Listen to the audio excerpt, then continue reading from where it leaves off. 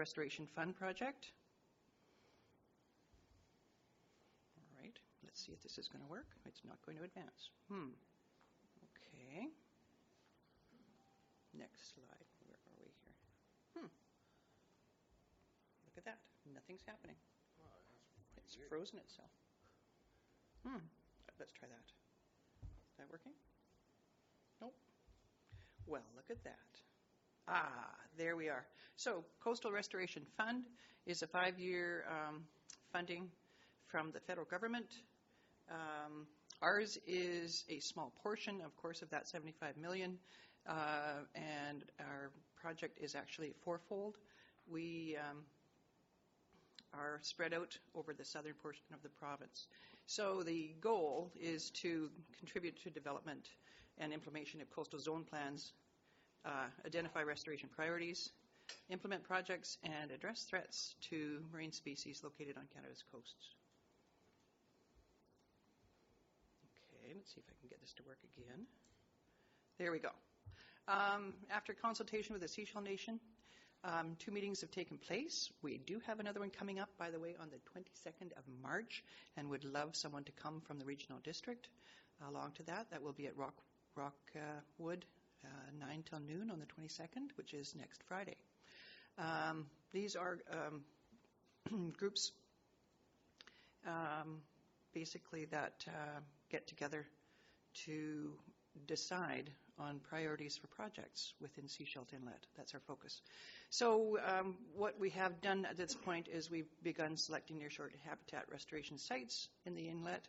That's been our focus. That is our focus, and prioritize those areas, and to draw on the community. So this is a community involvement and local governments to help us with selection using local knowledge.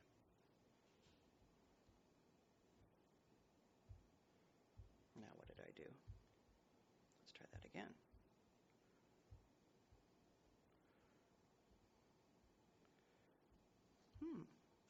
There we go. So this is a photo of Sechelt Inlet. You'll notice there's some marine debris and a rock crab and eelgrass all in the same habitat. Our mission is to remove anything that inhibits the growth of eelgrass. I've given you some brochures. I can leave a few at the back as well if anyone else is interested, just about eelgrass and its importance to all of us. Okay. There we are. So I am now going to just dive into what the project is itself.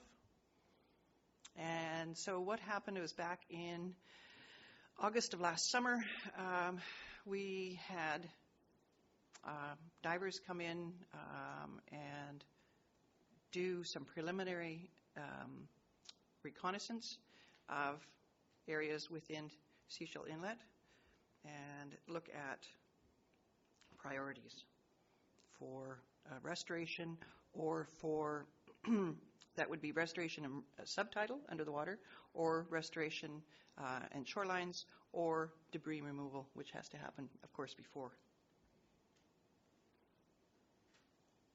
And so what happened was we used side scan sonar and decided that priority was Porpoise Bay. Debris is multitudinous, as you can see. So these are all debris sites, whether it's something small or it's, up to sizes of sunken vessels. And debris removal began the middle of November. What you're seeing there on the right is the collective effort. This is our pontoon boat, 27 feet, has a small crane on it. So that is brought over from Nanaimo. So weather dependent, of course, and the beginning of cleanup began there. Dive master, 2 divers, and myself coordinating the goings on. So we successfully had 15 dive days of decent weather. And here we have one of the divers bringing up netting from the bottom. We are focusing on areas that are within eelgrass growth range. So anything up to about 20 feet maximum in depth. And so these were all nets that were in that zone. And as the nets came up, unfortunately, they're still very efficient at capturing sea life. So these little guys were released, but it was amazing how quickly they were tangled up in that netting. Okay. And the netting is a huge issue. There's a lot of it, and the nets have to be manually cut into sections and hauled up onto the collective effort. So we have two vessels. We have the dive boat and the pontoon barge. So there's a pregnant red rock crab, and she was entangled in some of that netting as well, and she was released, of course. Some of the debris that was brought up. This is right in southwest. You can see Mackenzie's Marina behind, Porpoise Bay. And some of the other debris. That was some more debris. Amazing what you find. Some of you may have seen this one in the paper. And good old sea cucumber there too. And unfortunately, more items. This is a piece that was brought up, a piece of looks like it could be a vessel, or had been a vessel, brought up. And you can see the totes that the materials are put into. There's our dive master with an outboard motor there, and looks like some sort of a stove or something. And a total of 5.23 metric tons, or 11,530 pounds, were collected in 15 dive days. We were very appreciative of the efforts that the regional district and the district of Sechelt made to help this project happen. So we had the district of Sechelt helping us to haul. So when the materials were, as they were brought up, they were sorted into the totes, and then those totes were taken away by the district of Sechelt and then taken to the landfill. So it was a great collaborative effort. Okay, eelgrass restoration site. So what our goal is, we clear the area where there is deficit of eelgrass. We would aim to, if it won't regenerate on its own, we would aim to replant the eelgrass to help it along. These are sites that have been done in the past. As I said, I've been working with eelgrass since 2001 mapping. In 2014, we began to do restoration projects. And on the Sunshine Coast, we had 5 sites. You can see Mount Richardson, Tilikum Bay, Lamb Bay, Porpoise Bay, and McLean Bay. Those were sites that were done in the period from 2014 to 2018. Okay, so 6,314 shoots were transplanted in 5 sites. 4 sites are considered successful.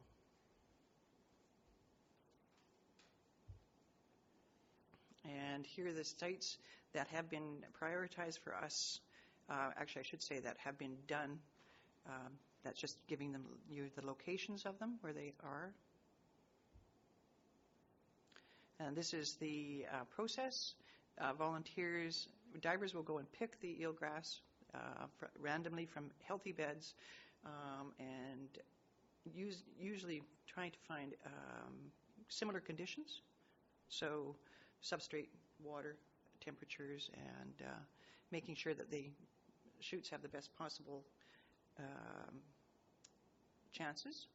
And so volunteers then take these shoots that the divers have picked and washer them to weight them down.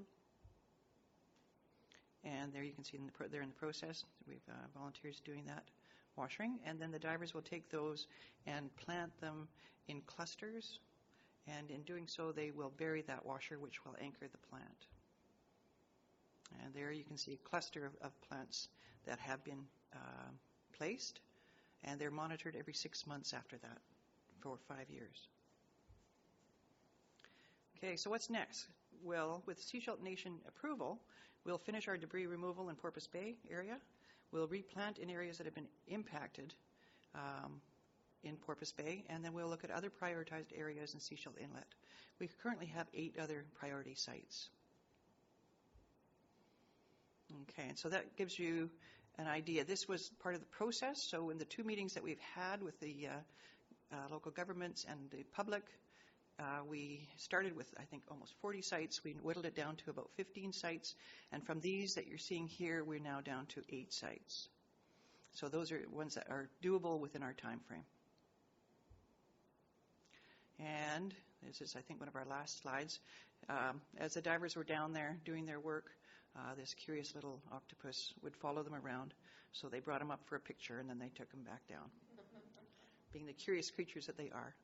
So, and many thanks to all of our supporters, because this is a collaboration and a collective effort within the community. So, first of all, our Sechelt Nation for reviewing the project and giving us the approvals and helping us out too, because we had weather window, especially in November. And so the District of Sechelt as well for all of the people and time that was provided, the Regional District for the advice on sorting and waiving tippage fees.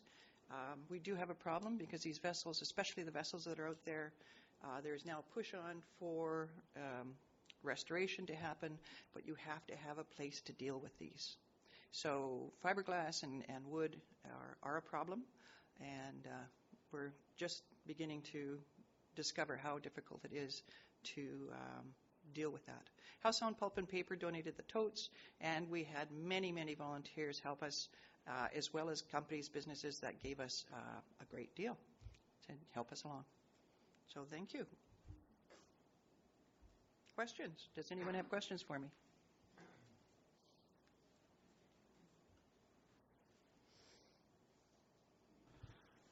Diane, thank you for that presentation. It's very interesting, and really appreciate the work that's being done. Mm-hmm. Do you know what's being done in Gibsons Harbor, or is this a selfish question on my part? Gibsons is an area that I've mapped twice, back in my focus on the outer coast. What's happening right now, I'm not too sure. When I mapped it last, the eelgrass area had actually expanded, which was really exciting. But I've seen placements of buoys and floats and vessels where they shouldn't be, and I haven't focused my energy there to be bugging the council to make sure that they live up to what their promises have been. Their promises in the past were to be aware of that eelgrass and to honor it and to try and make sure that moorages and floats and things like that were not over the eelgrass beds. I will follow up. Thank you. Yeah. Directors, do you have any other questions? Director? Sure. Thanks, Diane. I got a couple questions. The side scan radar, we're seeing looks like generators out there, sewing machines. What size object is the side scan being able to kind of, and like, differentiating nets versus these larger, harder objects? So what the side scan sonar does is gives you an image of the bottom, so like a contour. And so what you would look for was you look for irregularities. And so because a lot of the inlet, the substrate is a shelf and fairly flat, so you would just look for any irregularities and then you would zero in on those. You'd zone in on them. So the accuracy is like the size of a desk kind of a thing that you're... Yep. If it was laying flat, it would be more difficult. Right? Okay. But if it's anything above the substrate, you'd pick it up. So you can actually see eelgrass beds. You can see that irregular line from where the eelgrass beds are. And so not 100% sure, that's where you have to get in and you have to do your underwater camera work, making sure that you're seeing what you're seeing. You're not assuming that it's eelgrass. So it could be other things. And on the diagram with the data points, that would be one object, opposed to like a cluster of objects or something? Yes, so those points you were seeing would be one object, more than likely, yeah. Okay. Unless there's a pile, because piles do happen of things. at once, unfortunately, or a large object, which you saw, like a tank full of garbage of various sorts. I have more, but I'll let people else go. Other directors have questions? Okay, Director Hilch, you may continue. Oh, sorry. What am I missing? Okay. Sorry. Yeah. Yeah, just really appreciate the effort that's been done, and I see that we waived the tippage fees, and I'm wondering if you had anything else in mind that the regional district could be of assistance with, and also what's the time frame? When is this project slated to be done? So it's 2018 to 2022. So we've got a bit of time.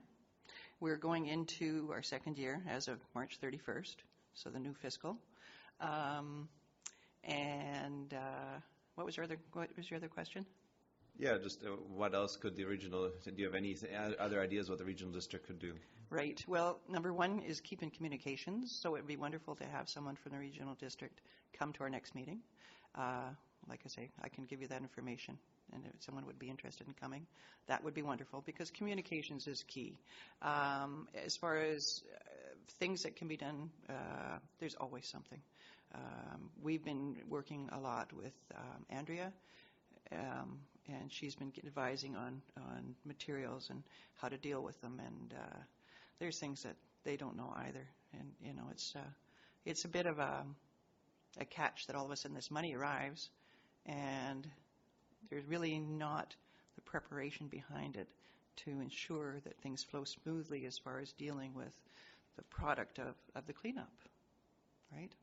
So we're dealing with that, but we're hoping that we can get the big guys in, and they'll come in with their giant barges and take everything away, which would be lovely. And there are only 2 places in North America right now that will deal with fiberglass and fiberglass over wood. So I don't know. We'll see how that goes. Yeah. Director McMahon? Yes, I thought I would ask about eelgrass in Elphinstone. It would be very helpful if all the area directors were aware of, the eelgrass in our areas. And I know that with another hat, you're into forage fish. So it would be helpful to know about that too, because we can be part of educating the public. Yeah, absolutely. A big part of this project is mapping. That's something I didn't tell you about. We spent 2 weeks out in the inlet mapping the eelgrass there. Seashell Nation has done a bit of mapping, and I myself have done a bit of mapping in the past, but it was by no means complete. It is by no means complete yet. But the Seashell Main is now done. So up to Dorriston, at Skookumchuck, right down to Porpoise Bay is mapped. Salmon Inlet and Narrows Inlet are not yet. We're hoping that can be done soon. And so that mapping, information, the regional district has helped, and I'm remiss on this. Cheryl Trent with mapping has been amazing with helping out with the mapping material. So my data goes to her. And so she is putting that on the Sensitive Habitat Atlas, and it will also be going to the Strait of Georgia Data Center. And so that will be a mapping repository, and it will have the layers. So it will have the forage fish layers as it comes, that information. It will have the information on the locations of the eelgrass beds. And, the more and more and more data, salmon-bearing streams is in that as well, in that repository. So what the goal is to have a mapping system, area repository that will hold everything. So you can just click your layer and you'll find out the information. So really important for planning. So looking back down to my right, anybody else? Okay, going back then to Director Seegers. Thank you. You indicated there's only 2 places in North America where the fiberglass or fiberglass over wood can be taken. Where are those? That's correct. Whereabouts? Where do they? One is in Nova Scotia, and one is in the southern states. And I'm just trying to remember. Can't remember the name, but it's in the southern states. So what do you do with the material now then? Is it just So landfilled, or what happens? What's been happening in the past is materials have to be cut up. I shouldn't say that. Only the fiberglass, the vessels. Okay, so what happens is the materials have to be cut up. We haven't removed anything of that size yet. We probably do not have that capacity. We're looking for partners that do have that capacity. And so what the landfill will do up to this point is they will take any of the metals and the tires and all of those things, and they just have to be sorted. So if there's anything that's recyclable, it can be done. Anything that's not, it goes into the landfill. Small vessels have to be cut up to size. So 4 foot by 4 foot is the maximum size.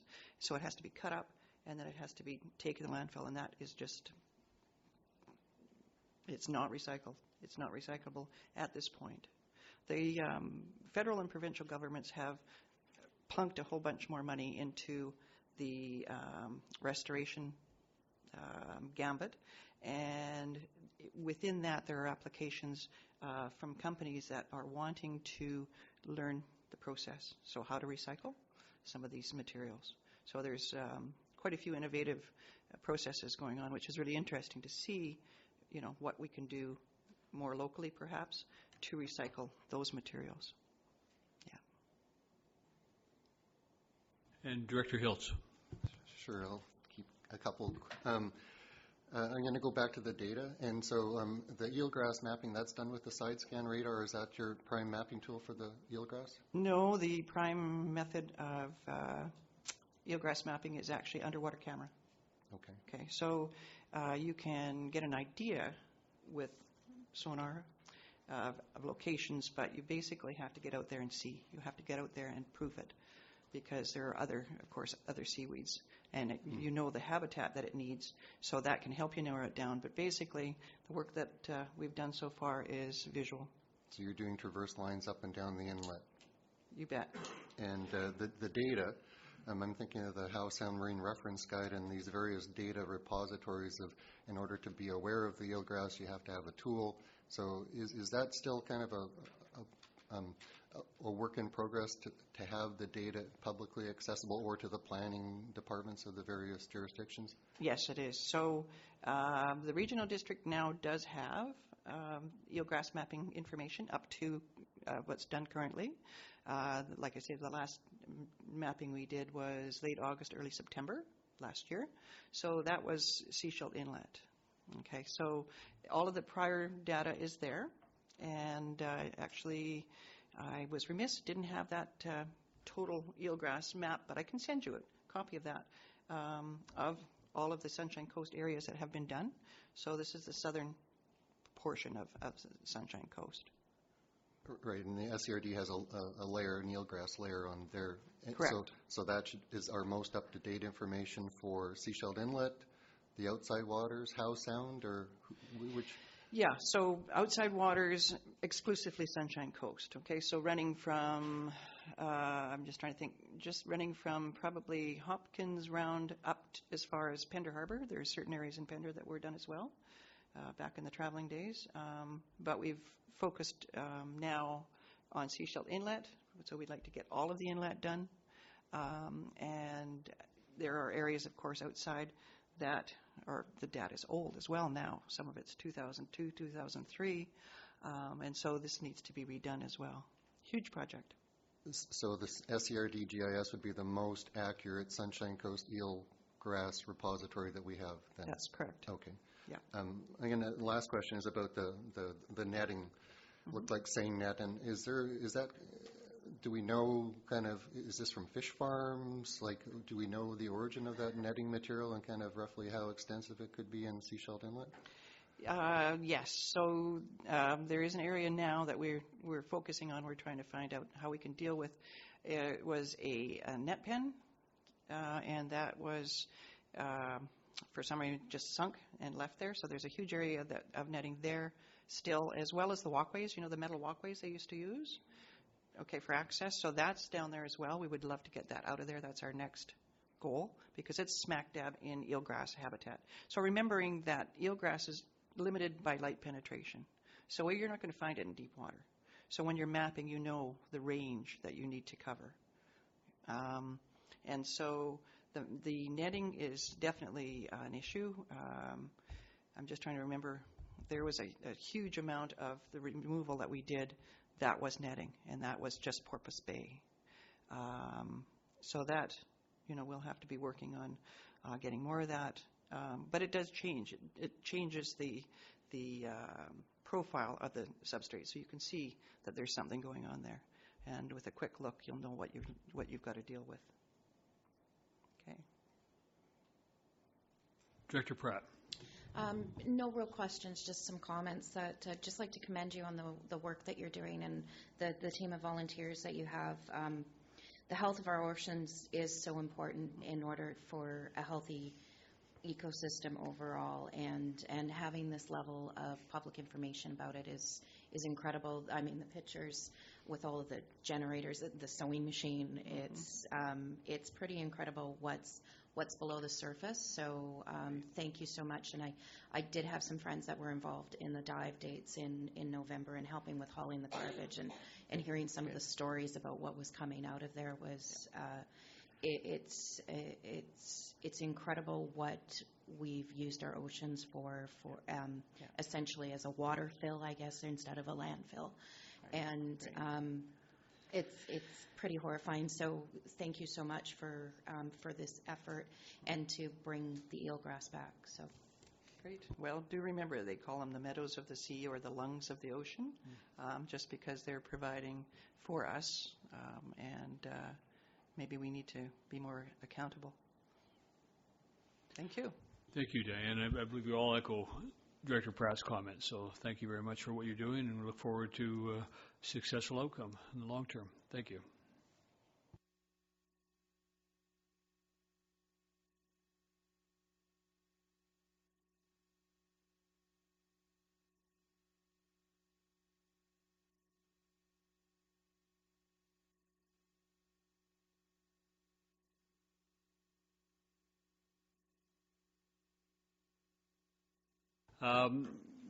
The meeting that Diane Sanford referenced on the 22nd, is there somebody who is planning to attend that? Does Seashell have somebody attend that?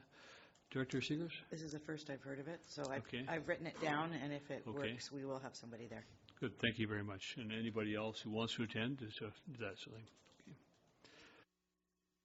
Okay, good morning again. Our next delegation from Nicole Huska of the Secret Cove Heights Development Incorporated, and regarding the proposed Half Moon Bay OCP amendment for the remainder of District Lot 2392.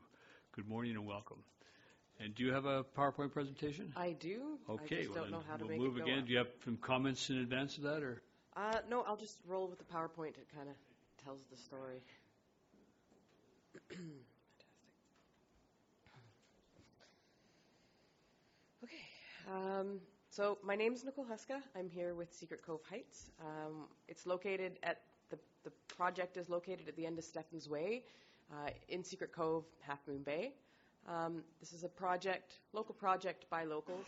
I live in Half Moon Bay, Sunshine Coast born and raised, Chatleach grad. And then the family who own the company that holds this remainder property, they also live in the next 3 adjacent lots to the property.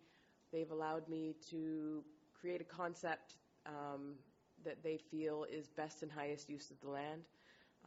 So I'm kind of excited that this is a chance to create something interesting. Our aim is to create a rural subdivision that addresses the realities of living on the Sunshine Coast. It's developed a lot off of my own personal experience living here, having difficulty finding childcare, working from home, and so this isn't an affordable housing project. We have to be clear about that. By definition, affordable housing would have to be the 30% of after-tax income, and it's not that. But our goal is to have 12 2-acre lots out of the existing 32-acre remainder. We would like to have 1 principal dwelling, 1 auxiliary dwelling. We're creating a development that won't draw on the Chapman aquifer. We're going to do on-site wells, on-site septic. Part of the proposal involves a landscape buffer, so any conflicting land uses don't create, aren't visually disappealing to the neighbors. And then part of the ask is the ability to change business use of home from 1 to 4 employees or contractors, collaborators. So this is the property. The red mark is the end of the asphalt at the top of Stephens Way. You can see it's slightly bigger on the top side and then smaller on the others. Those are the existing roads and homes. The remaining lots there are all 10-acre parcels. So this is the approximate layout. This shows 14. Ultimately, we'll probably only be able to get 12. But this is the lot layout that we're intending. So this is a bit better of a view. You can see that that's what the neighborhood looks like at Stephens Way. This is kind of up from the property looking out. We've consulted with all of the other lot owners. Every single person is on board with our proposal. This was recommended by the planning department to see if we could get to talk to our neighbors first to see if anybody had reservations about it. And the density is okay. Our intention with this dynamic rural zone, which is explained a bit more at length in the agenda package, is all there.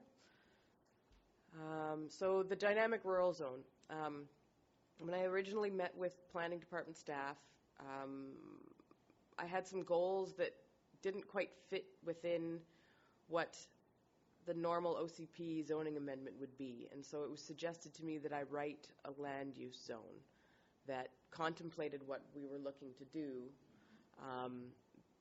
And so I came up with this idea. So rather than just being a single home-based business, Half Moon Bay is kind of an enclave of remote consultants, to expand on it a bit. And so the purpose of the zone is it's a blend of RU2 and ag. So lots of land uses, but specifically for Stephens Way, if we're able to get the higher density, TELUS will run fiber up to the development, and so it's able to be, you could have a couple sustainable farms, a furniture maker, you could have an e-commerce business, or even robotics companies at this point have smaller, footprints, but then with an auxiliary home, the business owner could live in the primary and employees could have auxiliary housing. From my perspective, the property is currently zoned rural resource. This is difficult for me in my experience because what I found works for living on the Sunshine Coast is new economy models, being able to access off-coast purchasing power and people who are interested in the beautiful artisan projects that we can create here through e-commerce. And so I was looking to conceptualize something that was able to draw on that. So these are some just catchphrases that come up with some of the business that I'm able to do from my home. So again, the concept of the dynamic rural zone and what we were attempting to do at Secret Cove Heights is based on a bit on what I've been able to do from home. So I live on 4.5 acres on Tap Road. My spouse and I are self-employed. I am a consultant. He's an excavating contractor.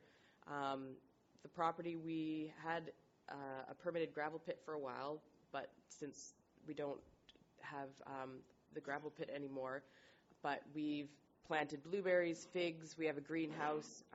We're moving towards doing a market garden. The general store in Welcome Woods asks me every year when I'm going to start being able to send her kale. Like, there's just amazing demand for that kind of stuff. But beyond my spouse and my two businesses, we also have a little e-commerce business. So we take salvaged maple and mill it and have a website, and we sell beautiful guitar tops. And we've sent them to Hong Kong, we've sent them to the UK. And so these are all things that can be done if you are entrepreneurial, but we're in conflict of bylaw 310. Technically, you're allowed one home-based business. And if we wanted to hire employees to grow our business, we wouldn't be able to. We would be going against bylaw 310. So this was the purpose of the dynamic rural zone, to make it so that you could make the best, highest use of the land while conforming to bylaws. And then in the end, so we live on 4.5 acres, but we only use 2.5, and that includes the footprint of our home. And so you'll see that the staff have put forward a density neutral option. So there's 3 options available to the committee to decide. The 12 lots, the 6 lots, which is density neutral, and to deny. My perspective is that 2-acre lots is viable and manageable. Let's see. Oh, now we're going slow for me. Oh, okay. Come on. There we go. So,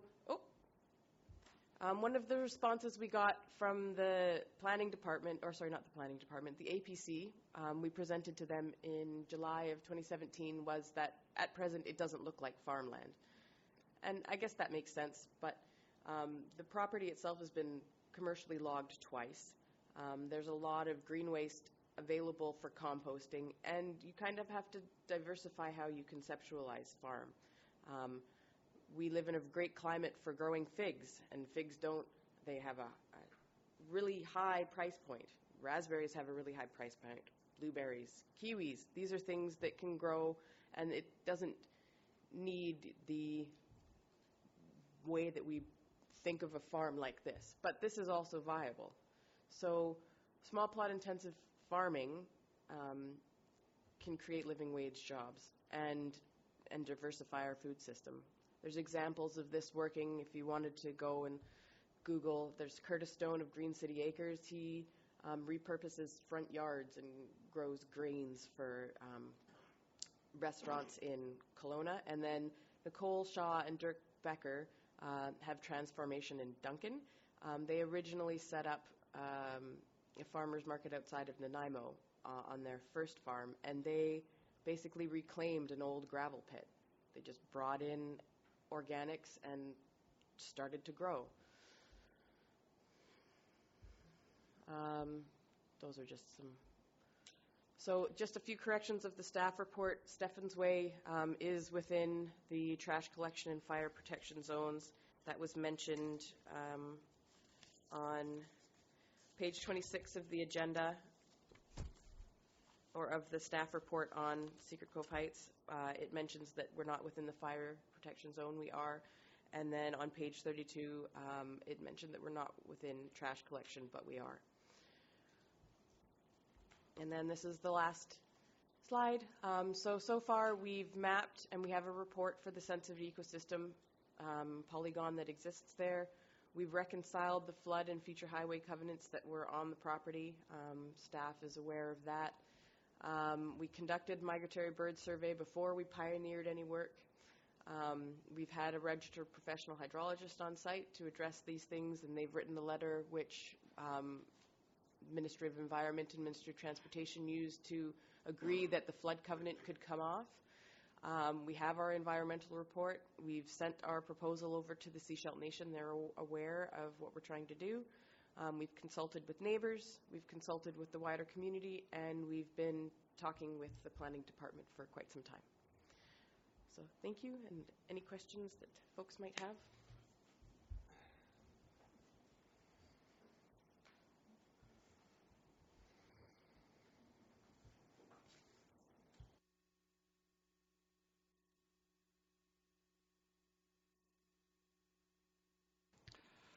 And thank you, Nicole, for your presentation.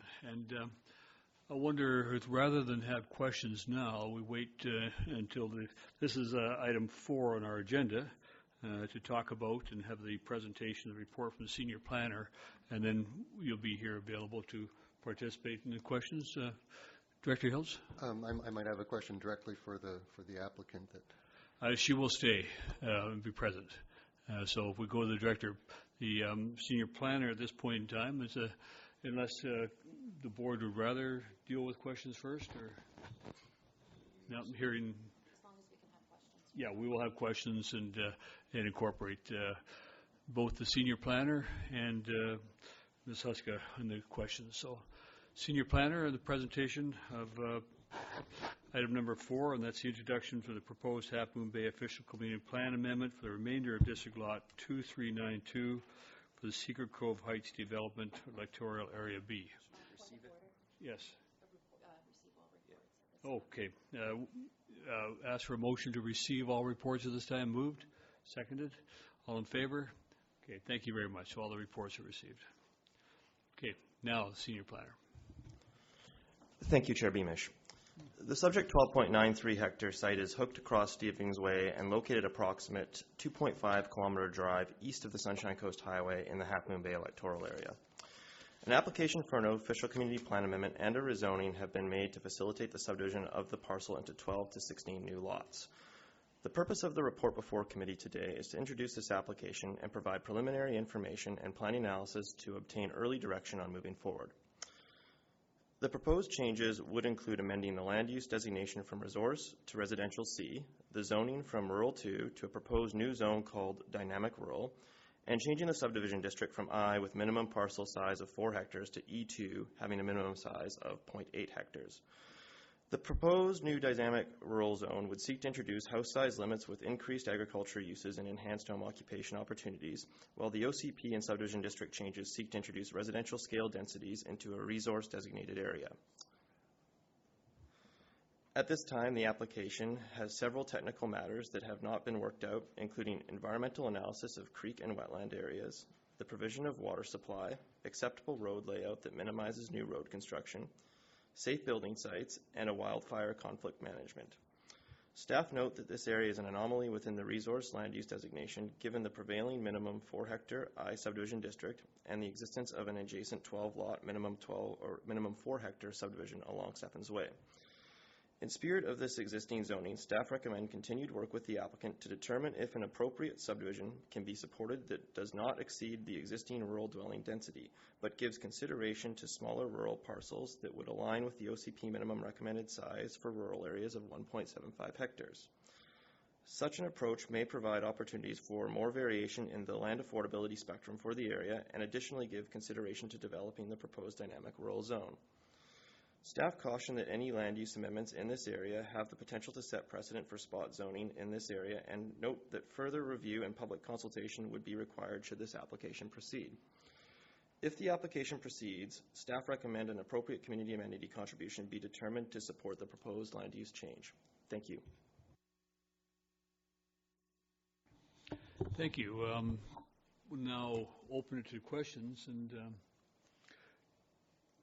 over first to Director Pratt, because it's Half Moon Bay, if you would like to ask questions first. I'm not going to start with a question. I'm going to start with a comment because I've been in contact with Ms. Huska for a few years since this first was coming up, and I've always thought this was a very interesting proposal. So I'm glad to see this in front of the board to discuss. I think it is an innovative look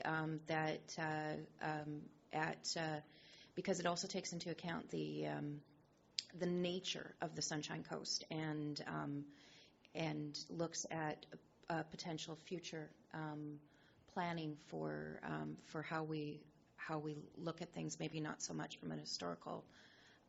Looking at the way things have always been done, but looking at what the realities are here, that we have a high number of residents that want to have a rural, a farming rural experience. They have to have more than one person employed within a family in order to make things viable. There's some really interesting parts of this proposal that I find very intriguing that I would like. I think that it bears a lot of consideration, and commend the proposal. I know there's been a lot of work that's put onto this between our planning department and between the applicant and the property owner. It's an intriguing way of looking at of life on the coast. Director McMahon, you had your hand up there? I'll start with a question for staff is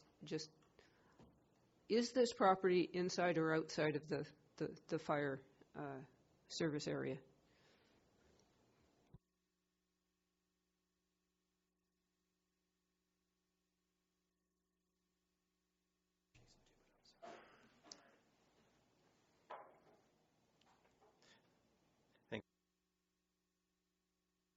Staff.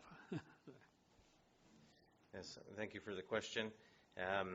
We'll certainly aim to clarify in a following staff report. However, the map that we are looking at indicates that is adjacent to but immediately outside of the protection area. But again, we will clarify this in a future staff report. Thank you. Thank you. Further question, Director McMahon? Not a question. I have comments. You may have a comment. I really like the dynamic rural zone concept because I think it is reflective of what's really happening out there. A lot of people who have businesses have more than one business. That's just the reality of the Sunshine Coast. And I think we do need to be more flexible in how we are approaching this. And I would like to see that incidentally reflected in our bylaw 310 review. My concern is that we are sprawling into the resource zone. And, dealing with Block 1313, I know what happens when you propose logging directly adjacent to residential properties. People freak out, understandably, and for good reasons. So if we are to reduce conflict between the resource uses and the residential uses, we need to maintain a buffer zone. It concerns me that we set up all kinds of parameters in our OCPs. We say that we want to concentrate development within existing hubs, residential areas close to services, and then every time a proposal comes that is in contradiction to that policy, it gets approved. So we end up with all these anomalous zoning situations, and we're setting up for conflict down the road. For instance, they put in recreational properties at McNabb Creek, which is an industrial area, and guess what? When industrial activities are proposed, the recreational property owners get upset. So perhaps that shouldn't have been done back in the day. So to me, this requires a lot of conversation about what our policies are and whether we're going to stick to them or not.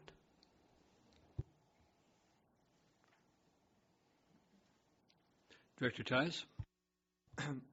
Yeah, thank you for the presentation. And I also like the idea of the dynamic rural zones.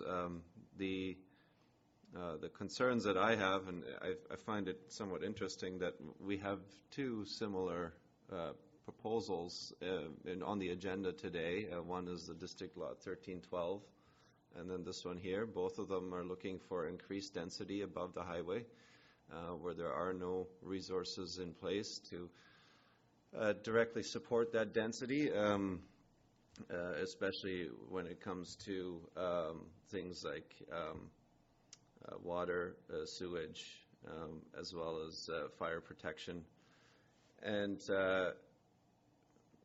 then also amenities like shopping, and also looking at the reliance of the car as part of that. And here we are trying to address climate change, and we're creating suburbia.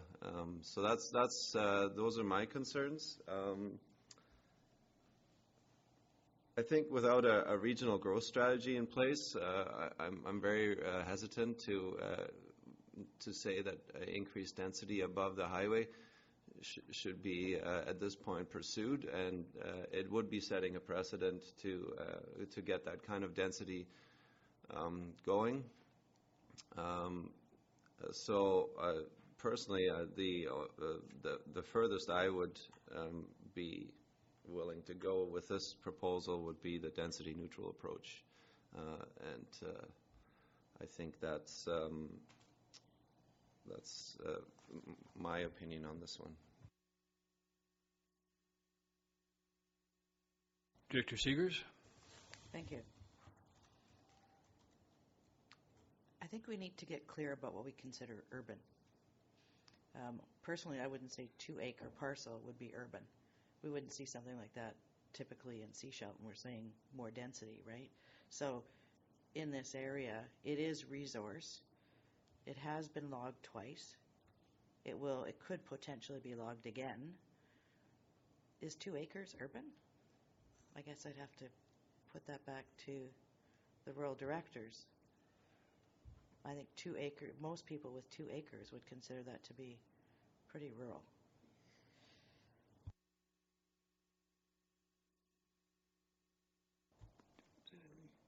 Go to Director Lee first. Director Lee. I find the proposal intriguing, and I like the idea of a dynamic rural zone. Having grown up in Pender Harbor and on a 2-acre rural property, we had 2 businesses on that. My dad was running a logging business with equipment, and we also were running a shake making business. And we did it as kids, and we helped with the family income. And we didn't use 1 acre of a 2-acre parcel. My dad did actually eventually subdivide it into 3 lots, but that was when the community overtook the area. It's rural. It's great living. It was logged as well, the 2 acres. It was logged twice, once before it was made into 2 acres, and my dad logged it again when he was logging some adjacent property. We never actually missed the shopping because there was none. And I don't think 2 acres is increased density. I see 2 acres as an opportunity for people to get into the farming business at a scale they can do themselves, or perhaps with 1 person to help. If you try to do that in a huge acreage, you're a pretty intensive single crop. You can't grow. And by the way, we grew our own as well at the time, potatoes and cucumbers. And it was tough soil, but you fixed it up so it grew. And that's the way we used to survive here on the coast. And I'm kind of glad to see that perhaps we can make opportunities for others to have that same experience. I think it's important. In Pender, we're already above the highway, by the way. And we need to deal with the density issue. I know our plans say that we should be encouraging clusters of housing. That to me isn't the reason that people move up here, to live in condominiums next to everybody. They move up here to experience the wildlife and more space to live. We need to deal with cars, and we get out of I think we'll get to electric vehicles or some other transportation to move us. But there's way more cars in those clusters than there is in a few acres around here. So that's my comments. I'm actually in favor of the new zone. I leave the where to the director that has the issue. But anyways, I sure am in favor of the concept. Thank you. We'll go to Director Pratt next. It's interesting. I grew up on 160 acres, so 2 acres to me is urban. So just as an aside. But for this community, I still feel that 2 acres is very rural.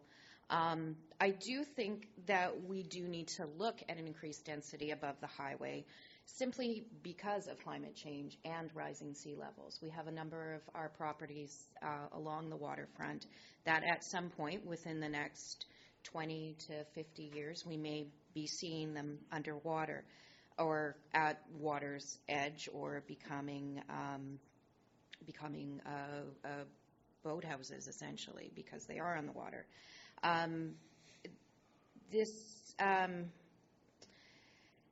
I completely understand not wanting to, or the aversion to doing too much with the OCPs once we have them in place. But I really like this dynamic rural zone because I do think it is quite the reflection of what's happening on the coast and what we're looking at the coast in the future. I think it is a forward-thinking zoning suggestion that does look to create the highest, best use of the land. There is a concern. I understand Director McMahon's comments with that, having that buffer area next to the resource. That is something that needs to be discussed further. If for all purposes, I do like this, and I would like to see a higher density within this and see where that goes. I do personally support the dynamic rural zone. It's so funny because I'm up in this area all the time because I just live down the highway, and it's kind of like the best spot to go to finish a phone call because of the cell service. So I do spend a lot of time up in there, driving up, and it's a great area, and it does the potential of it becoming a kind of a rural / like semi-rural hub, and eventually being on a fuller bus route, because the bus only does go as far as Red Roos right now, except for certain times in the summer when it goes up to Secret Cove. So I think there's a lot of potential here for a vitalization of the community in that area. Thank you. Director Hiltz. Thank you, Chair.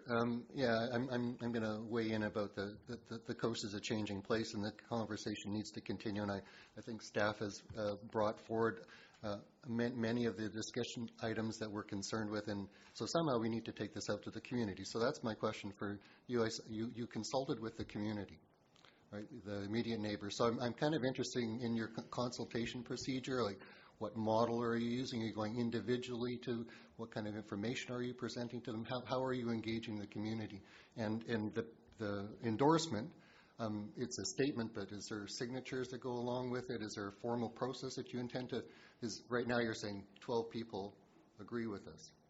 And I'm just kind of looking to have you fill in that consultation piece, because the engagement of the public is something that I think everyone wants to talk about here, and I'm interested to see how you're doing that. So the statement that is available in the letter that I made, and it featured on one of the slides, we have signatures from each of the lot owners endorsing the proposal. It came with an accompanying cover letter, and I gave them information from the website and told them they could contact me. The point of contact with the neighbors has been Neil Biddlecombe. He's one of the two brothers that own Secret Cove Heights. He's on lot, I guess it's second down from the remainder parcel. The neighborhood up there, they all know each other. They all go to a New Year's party that's hosted by the Biddlecombes every year. So it was just a matter of talking to the neighbors and saying, this is what we're looking to do with this remainder. Do you have concerns? What are your thoughts? This is what we're looking to do. Let's talk about it. And everybody thought it was a reasonable and a good thing to do with the neighborhood. Director Hiltz again. Follow-up. I'm going to come back to the information. So did they have the staff report that we have today to read and to understand these issues, interface, water supply, mobility, transportation, sprawl? Is that something that was discussed in their context, or are they, and they're looking at it from a neighborhood's perspective opposed to the board, which is looking at it from a public good perspective or the public interest. So I'm wondering if they understand the sort of different roles of your neighborhood versus the Sunshine Coast. I'm wondering how they understand that. The staff report, this version wasn't available until kind of the 8th of March, so no, they haven't reviewed this full staff report, but I can absolutely make it available to them. Okay, I'd like to go back to staff, and there are 3 options presented in here, and the option referenced in the recommendation is option 1, but could you walk us through just briefly the 3 different options and what you're looking at here?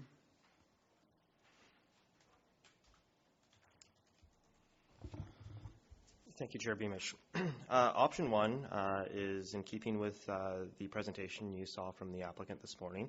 That's option 2. My apologies.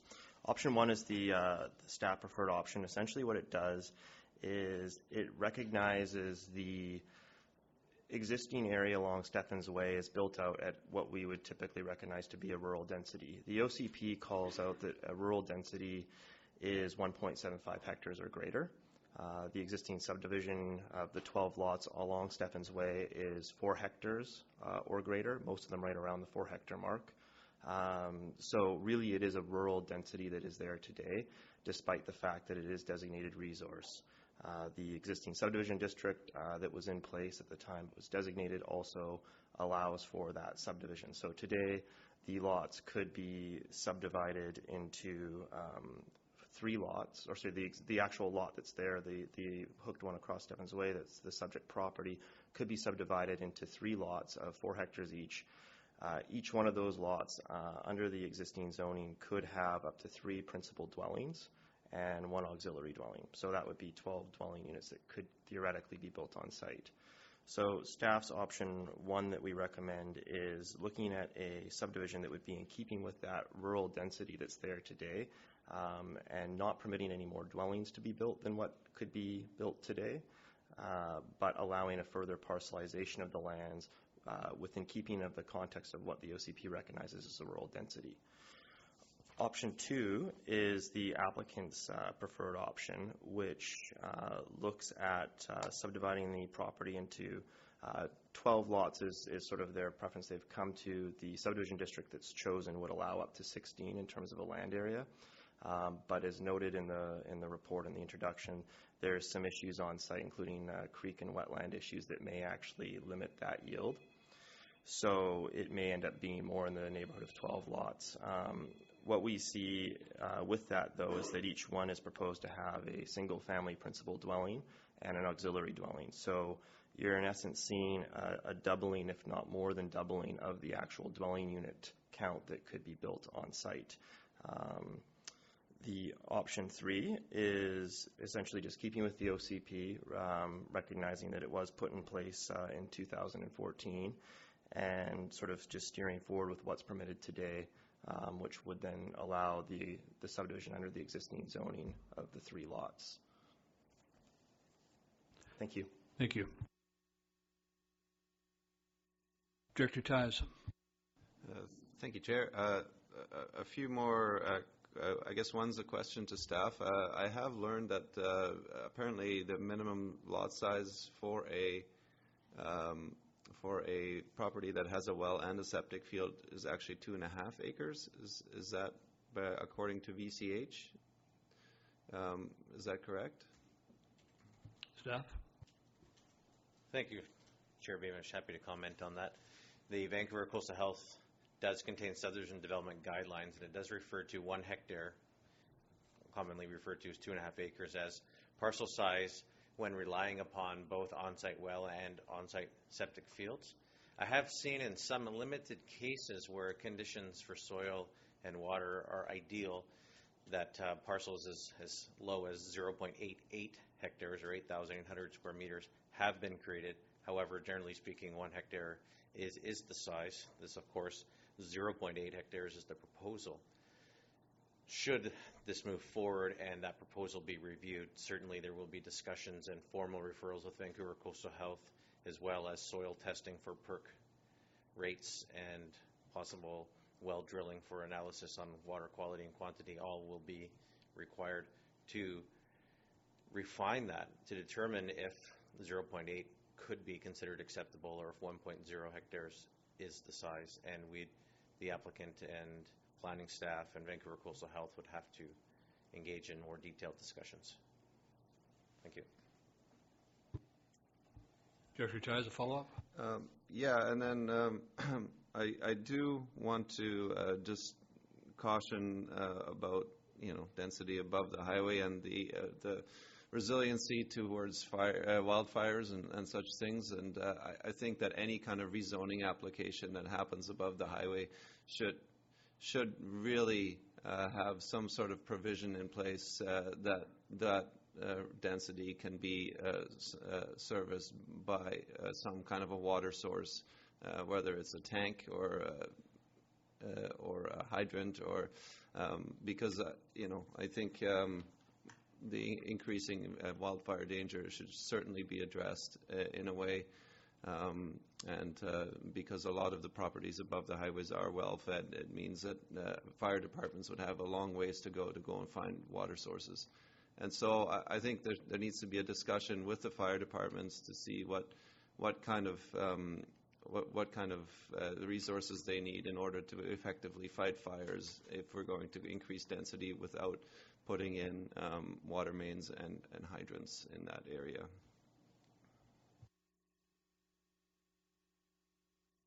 Does the board have any further comments, questions? Director McMahon? In the absence of a land use plan or a regional growth strategy, we are essentially creating a regional growth strategy piecemeal as we go, which is not a process I like. However, without having such a regional growth plan on our horizon yet, I can't, in all conscience, say we should put this off until we have the regional growth plan, because who knows when that would be, and that's, unfair to everybody involved. This is three options, none of which I really like. So this is a difficult decision, but right now I'm thinking OCP is important. See no more. Oh, Director Lamb.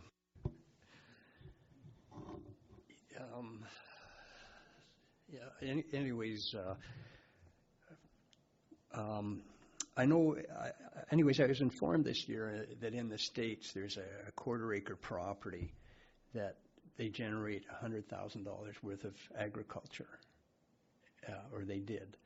So it's the potential with these smaller lots to have agriculture is pretty intriguing as new ways of farming become available.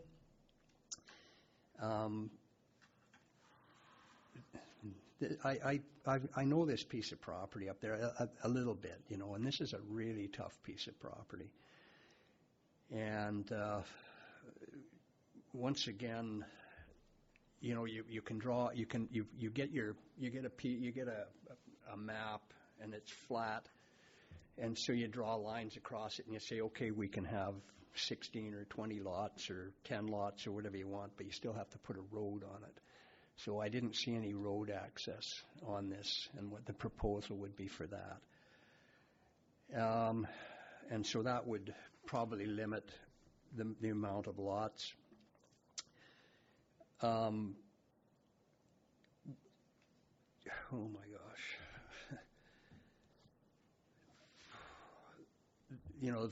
Once again, you're talking a volume of water. I don't know what the volume of the water in the wells is up in there. But is it? Okay, I'm not going there. But I mean, obviously that's something that the RD, the staff. So if you have 12 lots and each one has to prove itself, there has to be so much volume per each lot. And then the quality of water has to be there.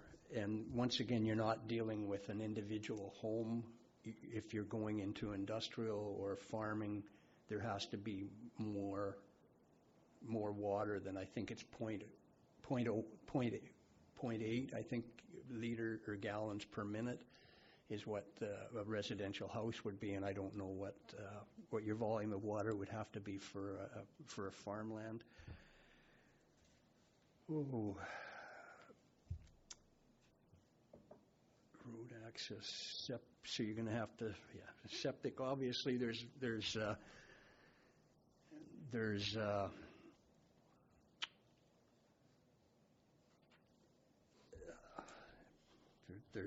Vancouver Coastal Health obviously takes care of the septage.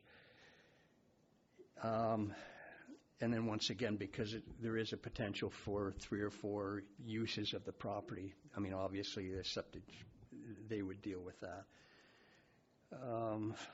Quality of water.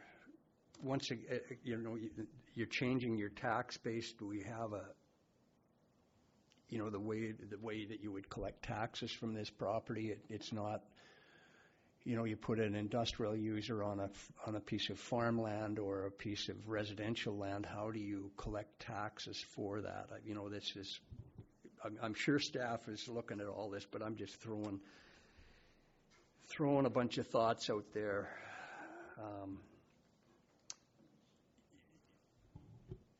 And again, the rural living, it's nice to have the rural living and talk about that, but it's, you have your industrial and your commercial cores that are here on the Sunshine Coast, and I know it doesn't work for everybody to come to a specific spot, but once again, we're talking about how do you centralize stuff, or how do you make it more accessible, and how do you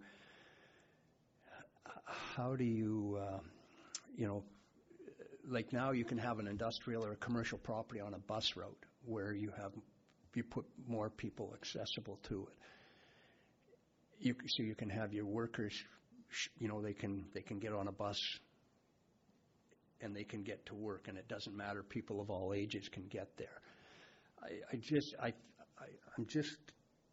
There's just so many questions that go with this, and how much staff time do you use,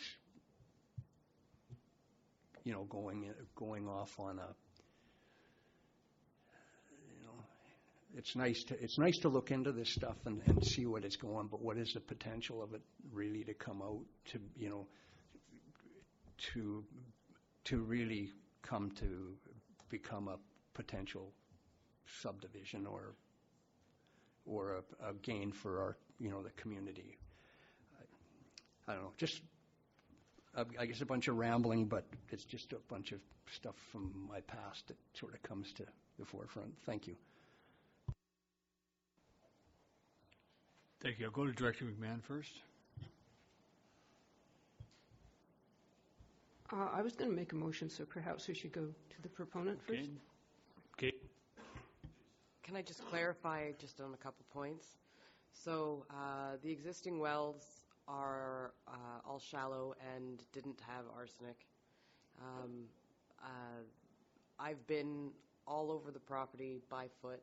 We've had our excavator on site prior to the bird nesting. It isn't a difficult piece of property to build a road on. And the last thing about septic. So my spouse and I are putting an EcoFlow. It was commonly used septic system by Telder Engineering on a postage stamp lot in Tewanek. Like, these technology and our ability to innovate as humans make it so that these previous concerns about complacent septic users aren't really,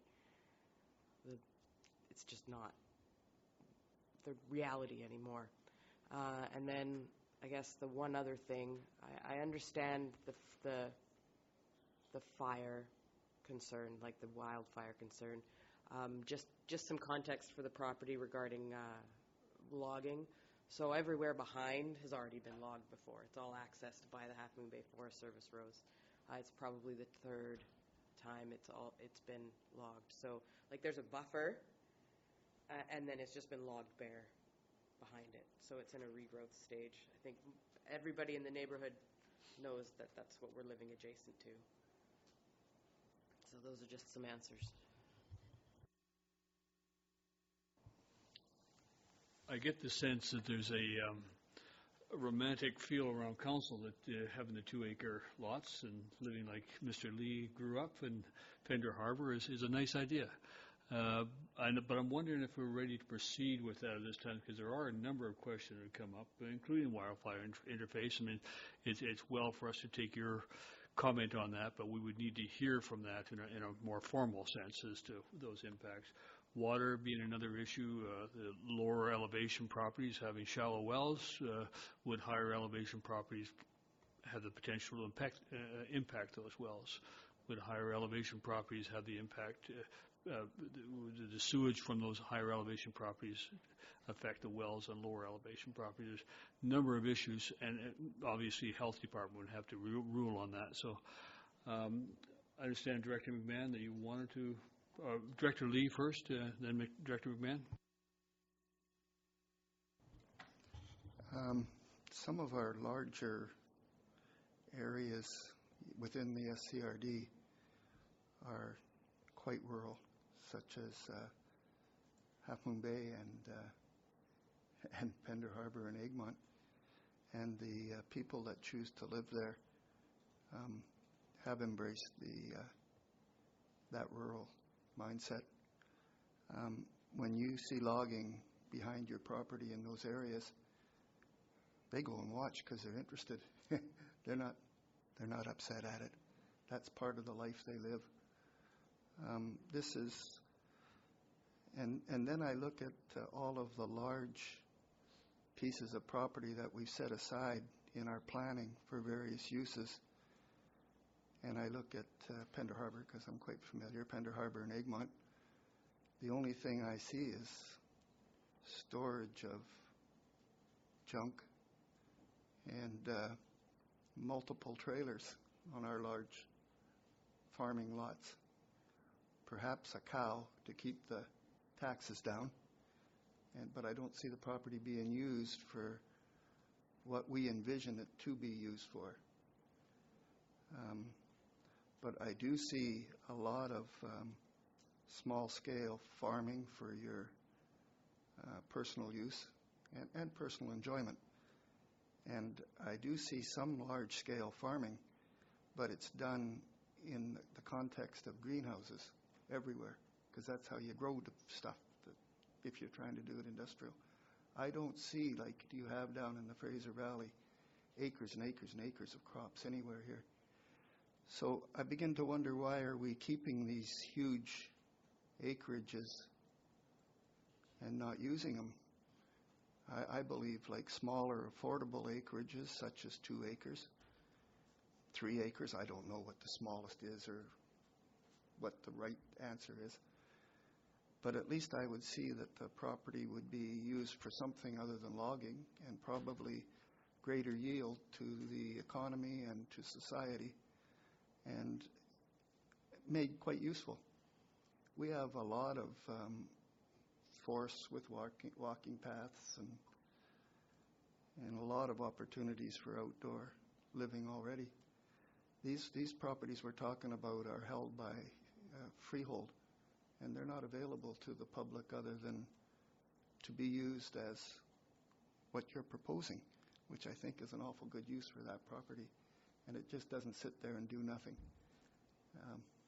So I'm for economic development.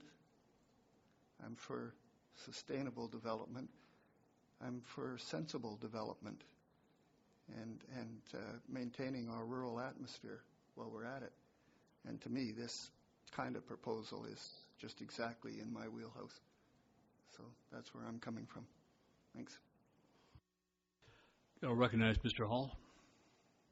Thank you, Chair Beamish. Staff would, in terms of process, staff would just note this is an introductory report, and that's an approach that staff have been using with some development proposals early on in the process of bringing them forward. as an opportunity to provide early shaping advice for the committee. And so in this case, some of the questions that the committee is discussing and raising indeed would form part of the process through referrals. And the key question at this stage is really around whether the rural dynamic zone is of interest, and if so, at what level of density. And following that direction, the report suggests that staff would continue work down one of those paths or another path that the committee might suggest, and then follow through with that further technical analysis that would address some of the questions that are being discussed around the table today. Thank you. Director McMahon?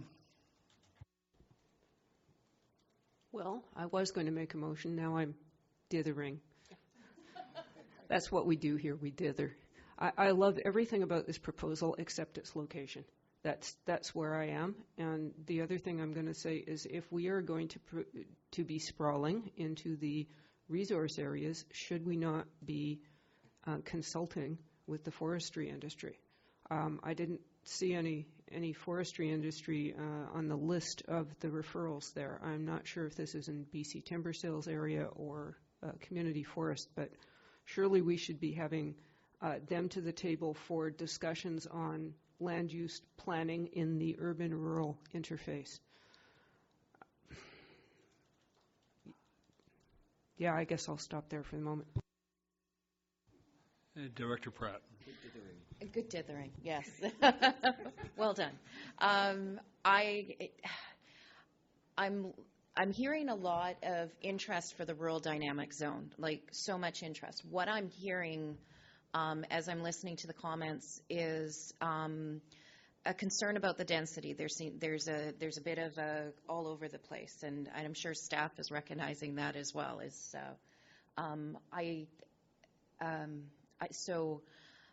Procedurally, as GM Hall just said, it's if the board is willing to pursue the rural dynamic zone, it is at what density, and I'm not hearing a clear from across the table about the density.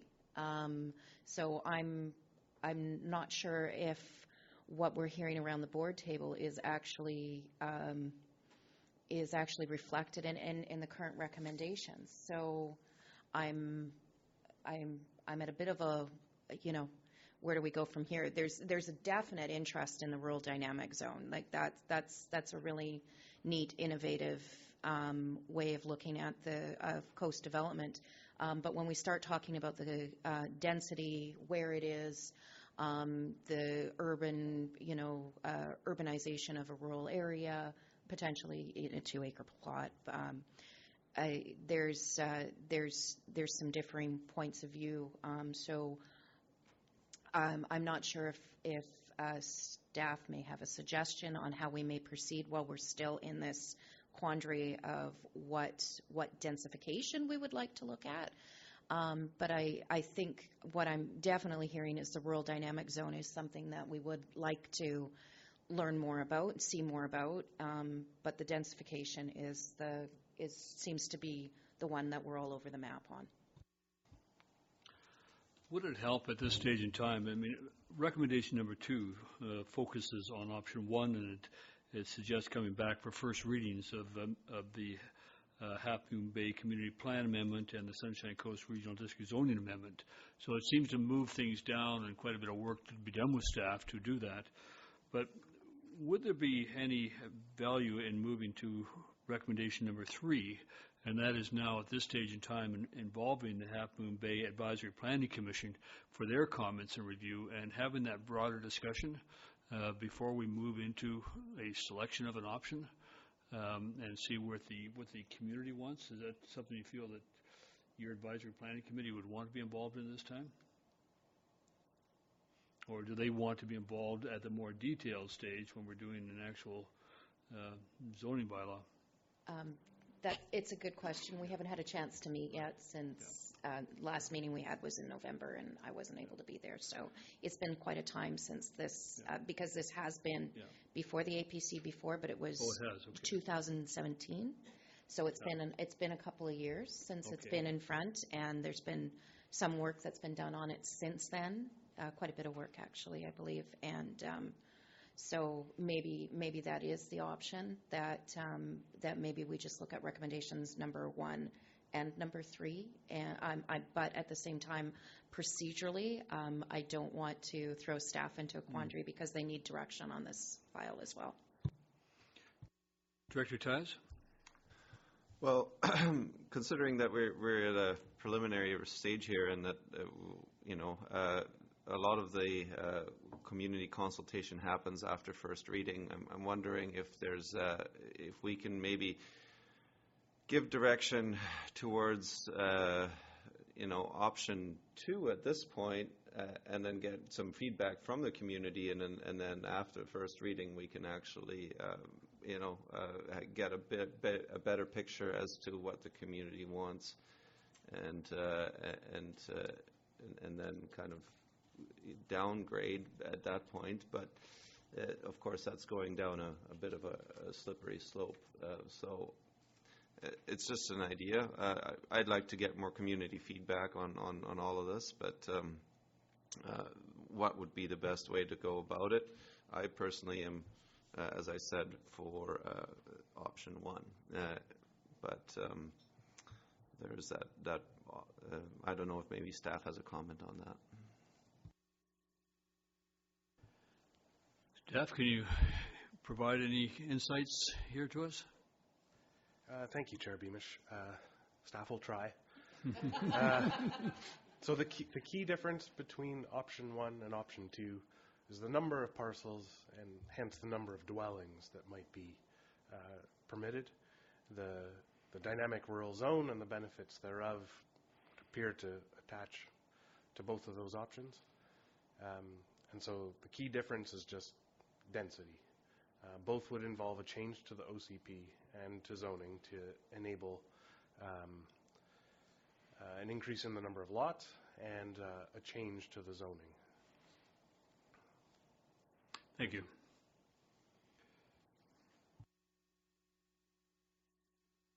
This is a matter that only the real rural directors vote on, so that it really comes into some direction from you as to. I am intrigued by the fact that it was before the Advisory Planning Commission at one time, and I wonder if with a new commission on board, if it shouldn't go back to them for an update and further discussion. It's interesting. Director McMahon? As this has the potential of setting a precedent, I think we need a wide discussion about it, not just the APC and Area B. We as a board can approve this and not have any ramifications because we'll be gone in 3 years and 8 months or whatever it is. But, there may be ramifications down the road for the board that's here 20 years from now, and I just want to be responsible going forward about the decisions we make, because we've inherited a lot of decisions that we are not very happy with in our areas. I can think of some great examples in Area E right now. So let's try and make the best decisions that we can and not just, make a few people happy right now.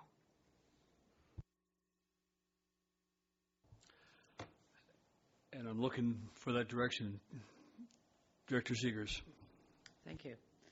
You're right, I don't vote on this, but I'm wondering if the board, the rural directors, would consider a modified option 2. It sounds like you want to explore the 2-acre parcels, but you don't necessarily want it to come back to first reading. You also want APC to weigh in, and you want some community consultation. So what if you would proceed with the application as proposed, but that staff be directed to continue to work with the applicant to refine the proposed application with no decrease in density, and refer that application to the APC for input and the community for input before bringing it back to committee. Then you could look at addressing things like road and water and sewer and all of the concerns that were actually raised here, and get the community feedback on that before they go to the work of actually putting together a first reading. Director McMahon. I have a question. Do we have a procedure for referring these things to the resource industry? Have we previously consulted forestry on things that are adjacent to resource zoning?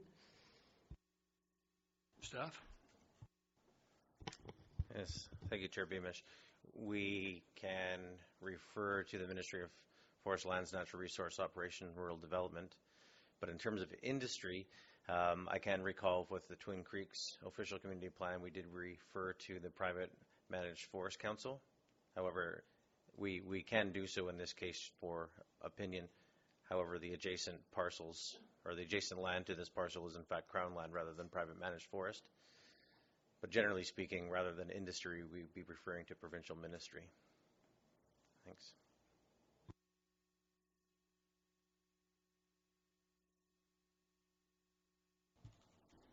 Director Pratt. Okay, so question for staff then. So can we refer this with the dynamic rural zone? Can we refer it without a densification option within the referral? Just because we have, just as a curiosity, just legislatively and procedurally? Or is it better to have either the clear option 1 or the clear option 2? Staff?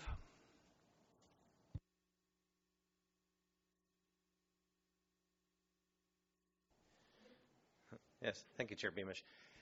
We can simply refer the report as written to the Half Moon Bay Advisory Planning Commission for initial review. If that is so, they will see what our staff recommendation is, but it doesn't necessarily exclude options 1 and 3. It just gives them the package in which you're seeing today and allows the APC to provide feedback and can come back again to a future committee for additional review after comments. Thank you. Thank you. Director Seegers. Thank you. Would that also include some of the comments made here at the table and questions that were raised here? Staff? Would the referral, could it include some of the issues that are being raised at this table?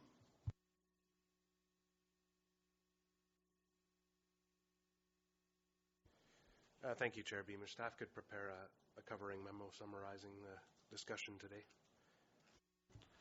And back to the proponent. I just have a question about how I might be able to demonstrate wider public feeling about it rather than just the APC. So I attended the OCP when it was developed. I sent my resume in 2014 to try to be included in the OCP. I wasn't chosen. There was 2 young mums that I know who don't sit on the committee anymore.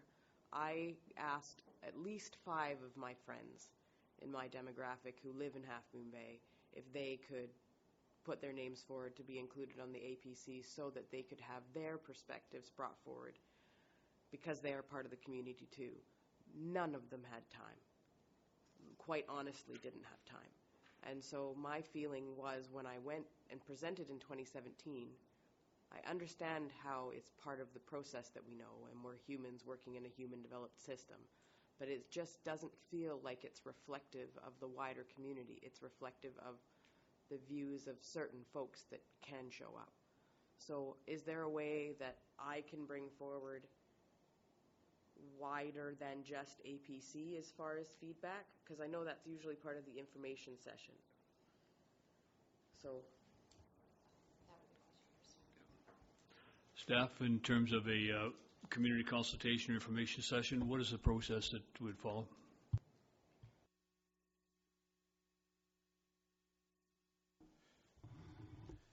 Thank you, Chair Beamish. Standard process pursuant to Procedure and Fee Bylaw 522 indicates that after receipt of first reading, the applicant would host and conduct a public information meeting. Staff do attend the public information meeting as well. In many cases, the applicant will explain their proposal. Staff will explain the impacts on bylaws and OCPs and describe process. it is unusual but potential that a public information meeting could be held prior to consideration of first reading, which outlines the options in this case. Thank you. Thank you, staff. Director Lee?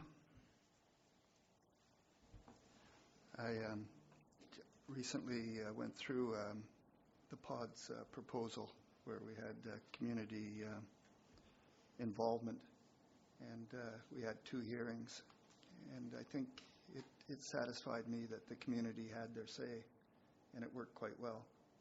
It was after first reading, though, so I thought that was a good way of getting community input. That's a comment.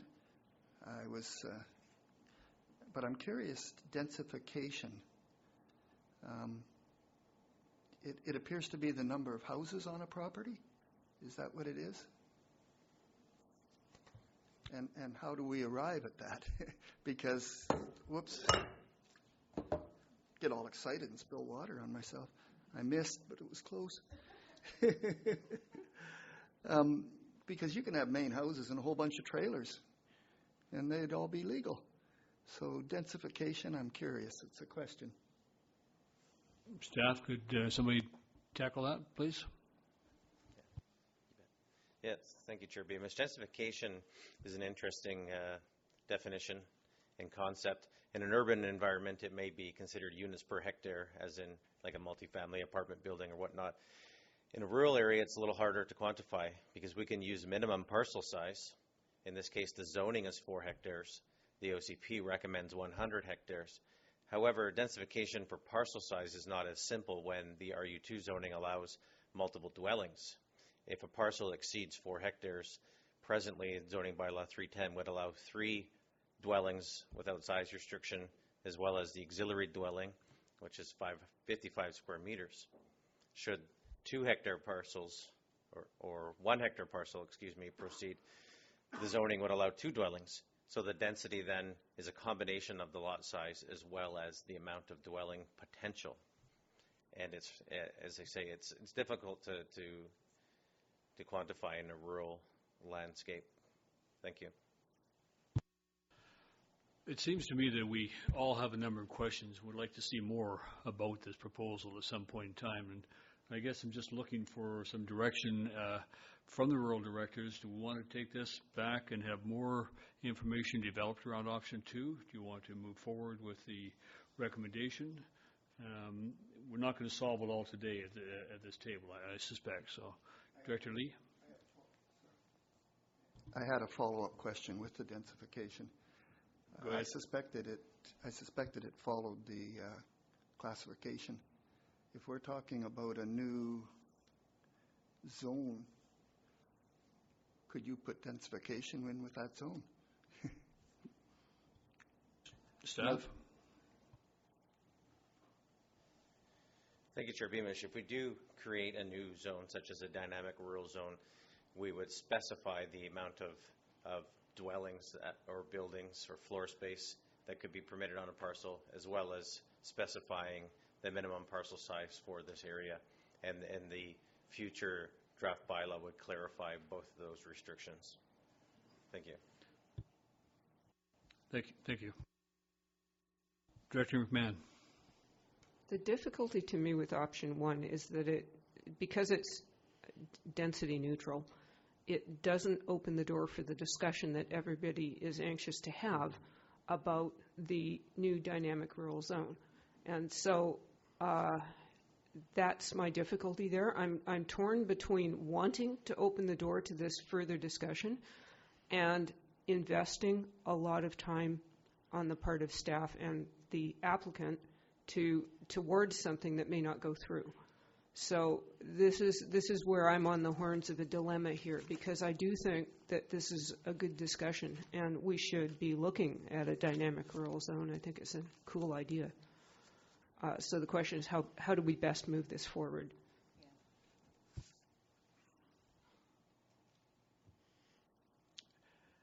Staff, do you have any suggestions? Is there an alternative rather than choosing a recommendation today? Yeah, rather than choosing a recommendation today, could we come back with more of a description of what the dynamic rural zone could look like and how that could be applied in this case, and how this case would fit into that as a next step for us before having to make any choices? Thank you, Chair Beamish. So staff are hearing two possible directions being discussed by the committee. One is a little more information about how density and the rural dynamic zone interface, and could staff report back with more information? And the answer to that question absolutely is yes. And a different but perhaps related question that the committee has discussed is it possible to get some community feedback on the general ideas before proceeding? And as previously answered by staff, there are possibilities there as well. And so if a motion to defer the report, seek more information, proceed with some gathering additional information through a public information meeting or referral to the APC, et cetera, those recommendations would fulfill the direction that the committee seems to be heading. Thanks. Thank you. Director Seekers, you had a comment? Yes, it sounds like option 2 with referral to APC, and not the first reading, et cetera, referral to APC and a public information session, and then that information come back to committee for further discussion. That doesn't require, it would require the applicant to do some work for the public information session and our staff to attend, and also for them to put together a summary of this for the APC, but it doesn't look like it would be much further than that before it would come back here. Thank you for that. I guess the other question is going to come down to health as to whether they would approve lots at the less than 1 hectare size for the water and sewer. That would be up to them, and that'll have to be demonstrated on site, I assume.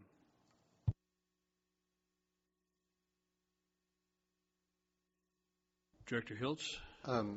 In terms of the options, I guess I'm more of option 1 is the more conservative.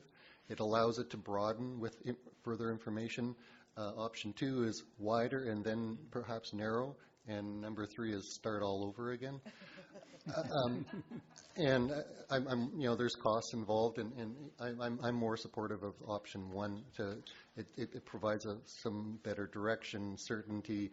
It still allows the discussion and it allows it to open up, but it does start to nail things down more rather than.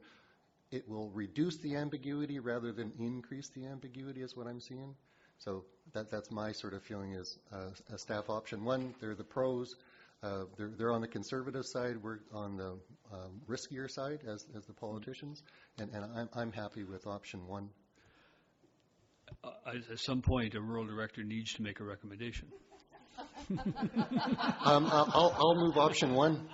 You moved option 1? I'll move option 1. Do we have a seconder for option 1?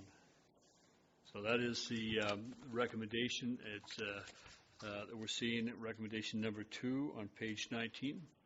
That is to pending further work with the applicant as described in option 1 of the report. A report come forward for first readings of the OCP plan amendment bylaw and the regional district zoning amendment bylaw. Is that what you're moving?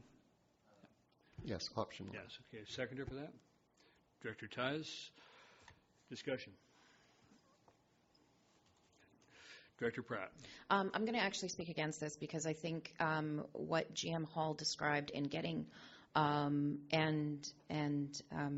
Mr. Allen about getting, even though it's not common to get a public information session before the first reading, I do think that because this is a very new concept, that having the information to the public, to have the public information session, have it go to the APC, and be discussed further before we have an actual a recommendation on density come forward. So it takes it into a bit of a pause and gets more information from the community, gets that broader public information piece, and then would come back. So I would be against option 1. I would be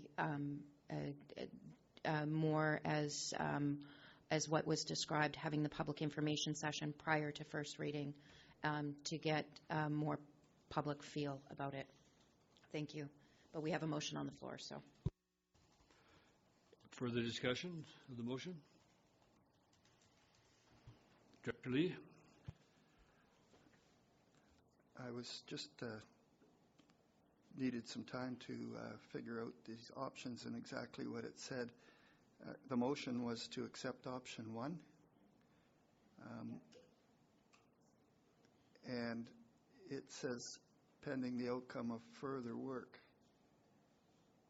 to the committee, and I understand that would be prior to first reading. I think I have that right. Do I have that right? Yeah, the further work would be prior to first reading, but then it would inform first reading. And if we were to add a public information meeting as well as a referral to the APC, would that be a possibility? Yes, it would be. So could well, right now we've moved the recommendation number 2 that's on the table. We haven't moved yet number 3, but number 3 you could add the public consultation as well in that if you wish when we get to that point. The motion is for option 1 right now. The motion is for recommendation 2, which is on page 19. Oh, recommendation 2. Which is that pending further work with the applicant as described in option 1. And there would be a further motion for number 3 as we get after we deal with the one that's on the table now. Okay, thank you. Yeah. Director McMahon? I'm inclined to speak against this just for the reason that I said before, is that I would like to open up the wider conversation about the dynamic rural zone, unless there is another way to bring that back, because I don't think we want to lose this. And I also wanted to add that some of the issues that have been raised here about small agricultural lots and adjacent to resource properties should probably be referred to the Agricultural Advisory Committee and the Natural Resources Advisory Committee. Okay, any further discussion of the motion? I'll call the question. All in favor of the motion that is item 2, recommendation 2 on page 19? All in favor? Opposed? Okay, the motion is defeated. Somebody have another motion to propose? I'll take a stab at it because we all know how much we love writing motions on the floor. That this report, so I'm going to look at recommendation, I'm going to skip over recommendation number 2 and go to recommendation number 3, that this report be referred to the Half Moon Bay Advisory Planning Commission for comments, as well as the other rural planning commission, area planning commissions, and that the applicant, with the support of SCRD staff, hold a public information session regarding the proposed rural dynamic zone and implications. Does that make sense? And is that actionable for staff? Staff, do you understand the proposed resolution? And does that capture the recommendations from GM Hall? Yeah. Sorry. Or the suggestions, I should say. Staff? Thank you, Chair. Yes, staff believe that that is clear and actionable. Okay. So do we have a seconder for that motion? Seconded. Discussion? All in favor? Thank you. Thank you. That passes. So you continue to work with staff at this point in time, and thank you very much for your presentation.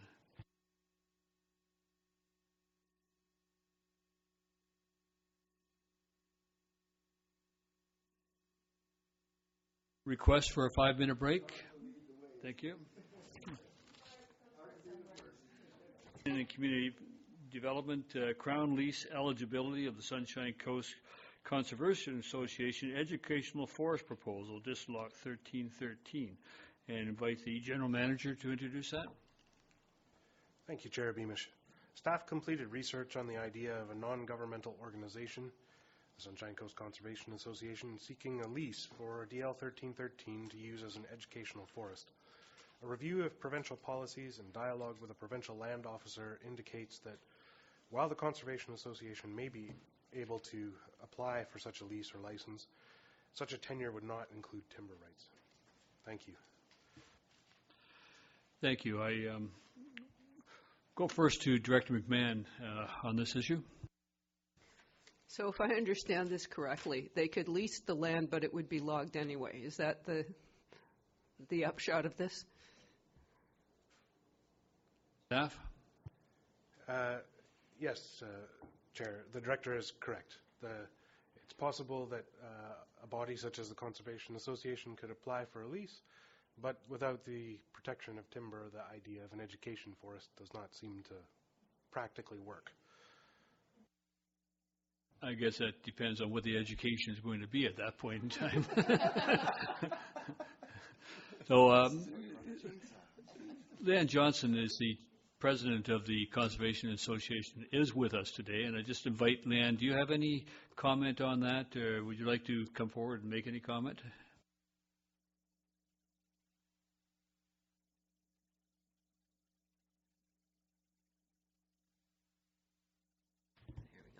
Thank you, Chair Beamish. Yes, we have been slightly confused and a bit rushed in being able to respond. We received the letter on Monday. So our intention in suggesting that the SCRD apply for a long-term lease was that was a recommendation that had previously been made to the SCRD. I think it was made by Flunro, the forestry people in Powell River, as an action that the SCRD might wish to undertake to protect Block 1313. So we're a little puzzled about how it came to the SCCA applying for a lease to protect Block 1313. We had responded that we would be quite happy to work toward organizing an educational program on that block if it were to be become an educational forest. So I think actually undertaking the leasing of it is something that a local government has a much better chance of obtaining than a charitable environmental organization. And we've had that suggestion before from the ministry. So, thank you. Does anybody have any questions of Ms. Johnson? Director Ties? Well, my question is actually more to staff, and I'm just wondering if, well, technically you can't log, or you can't protect the timber, but if Flynro had suggested it, that they would indeed technically not consider that as their loggable area anymore, and whether we've received comment from Flynro as to what if they would change their designation if there was a lease in place, even though that's technically not required. Do you know the answer to that question, staff? Thank you, Chair Beamish. So opportunities for local government tenure on provincial land are described in the Land Use and Community Institutional Program. It's actually the same program and the same policy that was researched further to see if there were any additional possibilities available to non-governmental organizations. And so similar to the answer that was derived and confirmed by a provincial land officer for the case of the Conservation Association, the regional district faces the same dilemma that a lease may be possible. There are a number of constraints on that what's available through that program, which include the amount of area, the unique need for that specific area, etc. But key amongst those constraints is that it does not include timber rights. Thank you. So this information and report add to our knowledge of 1313. Does anybody know where we are with that issue relative to the provincial government? Would like to add to that? Director Pratt. We're still waiting for notification from the minister. Okay. Director McMahon? I'd just like to add to the general confusion here, but Thank you. in the October letter from BC Timber Sales, they said, and I'm quoting here, BCTS delayed auction until spring of 2017 to provide the SCRD with time to pursue a change in land use status. And I'm still trying to get my head around what do they mean by a change in land use status? And is that a land use status that is the SCRD's, or is this a provincial land use status? Is that a question? Does staff have an answer to that question?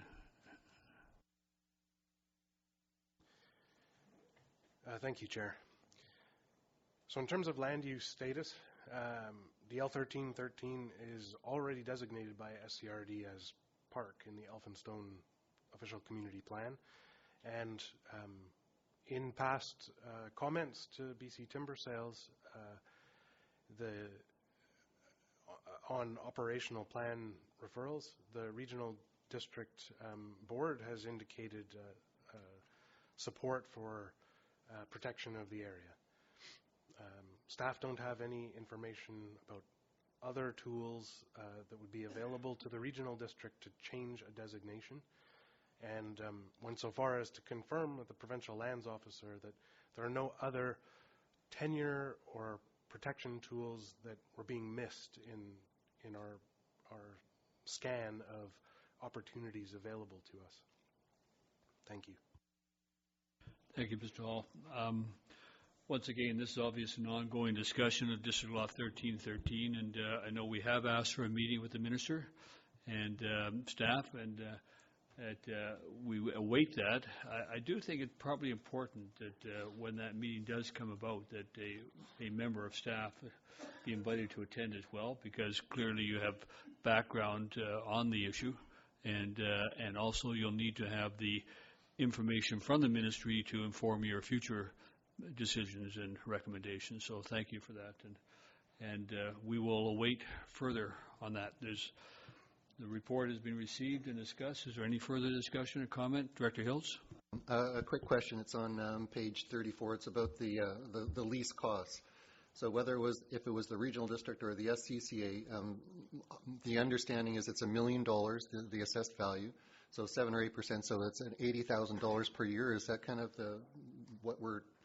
so the value of the land seems to be a key aspect of determining the economic viability. So I'm just wondering, this question has been asked before, what is the value of the land versus what the assessment is? And is this $80,000 something kind of what we're talking about? Staff, are you able to respond? I'm sorry, Chair. I don't have I recall a previous report indicating the assessed value, but I don't have that information here today. Sorry. Thank you. Perhaps you could pass that back by email or something. Thank you. Do we need to go on to the next item, or should we just skip it? All right. So item number 6. Lot 6, Largo Road subdivision, transportation options for electoral area D. And the report has been received, and so that we'll let Director Ties introduce the discussion on this item. Thank you. Thank you, Chair. And this is now the third and probably the last time that we will see this matter at committee. Last time, I requested that we take this back to committee when it was at the board so that staff may be able to put together a report and some recommendations to ask for the board's support of not making Largo Road a through road. Ultimately, the problem is this. If Largo is made a through road, it would be the fastest connection between the heart of the creek and Highway 101. It would be 1/3 of the distance of the route of going up Roberts Creek Road, turning right on the highway, and then driving to where Largo Road merges with the highway. While at the same time, you can avoid that 30-kilometer-per-hour school zone that's along the way. So any traffic between the heart of the creek and Gibsons and beyond would likely be tempted by this shortcut. This would, of course, also be a convenient shortcut for parents dropping off or picking up their kids at Roberts Creek Elementary. It would be a convenient route for those coming off the B&K road. It would be convenient for those living on Beach Avenue in the vicinity of the heart of the creek wanting to go to Gibsons. And thanks to the power of Google, tourists would also use this route. So Moti believes that by keeping the entrance and exit unassuming and by keeping the road narrow and unattractive to navigate, it will deter people from using this shortcut. I myself was driving from Gibsons to the creek the other day, and I caught myself thinking, well, if Largo was a through road, I'd definitely take it. So there's a bit of proof right there. So as a result, the Roberts Creek APC, the OCP committee, and the vast majority of Roberts Creek residents that live in and around Largo share this concern, and they don't think that Largo should be a through road. I believe that there is a risk that Largo, no matter what state it will be in, will become the primary corridor for anybody wishing to go east out of the creek and anybody wishing to go to the creek from Highway 101 coming from the east. And the left turn off the highway is on a downhill, increasing stopping distances, and there have been several recent collisions in that area, and one specifically was a rear-ender to somebody turning left onto Largo. The local residents don't even want to give Moti the option of doing some traffic calming measures. They would like bollards, a barrier, or some kind of obstruction in place just above the intersection of the planned cul-de-sac on Lot 6. That way, all the traffic in the cul-de-sac and south of it will go via Low Road, and all the properties north will go via the highway. This would eliminate the need to create an extra turnaround area with a larger right-of-way, and should there be a need to make this a through road in the future, a removal of the obstruction is quickly accomplished. The current recommendations leave an opening for a through road to be constructed. The local residents would like to suggest the following wording on option 4, and further, so this is the recommended wording from the local residents, and further that SCRD strongly urges Moti to consider road design strategies to limit through access on Largo Road to emergency vehicles only by installing a removable barrier on the middle section of Largo Road, as well as no through road signage as the intersection of Largo Road and Low Road and Largo Road and Highway 101. Pardon me.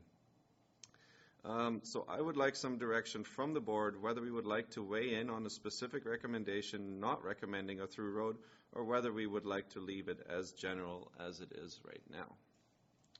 Thank you. Thank you, Director Theis. Further discussion?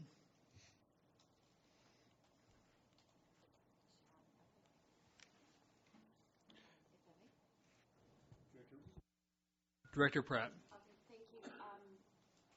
Turned myself off. There you go. Having met with the residents, as well as having spoke with the representative for the developer, we all understand that we only have influence on Moti. We don't have the decision power at this point. So we would like to. I think I'm hearing from.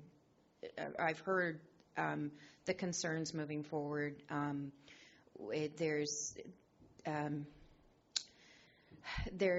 is a high potential that if it is put through as a through road, that it will become a shortcut. I travel that all the time too, and I would agree. I do have similar thoughts that sometimes, a shortcut I would certainly take it myself. So I don't think limiting,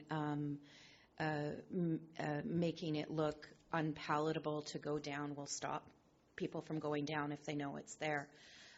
So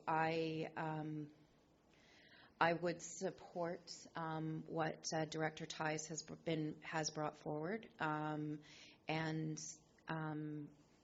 So were you making that as an official motion, or would you like me to make that as a motion? Because I also have a secondary piece as well. Go for it. Okay, so I would like to I would like to move the recommendation with the exception of number 4 may I have your wording, or do you have the wording for that? Okay. That the SCRD strongly urges Modi to consider road design strategies to limit through access on Largo Road to emergency vehicles only by installing a removable barrier on the new middle section of Largo Road, as well as a no through road signage at the intersection of Largo Road and Lower Road, and Largo Road and Highway 1 and that this be these recommendations be forwarded to the board meeting of March 14th, so it can be discussed this afternoon and or passed this afternoon.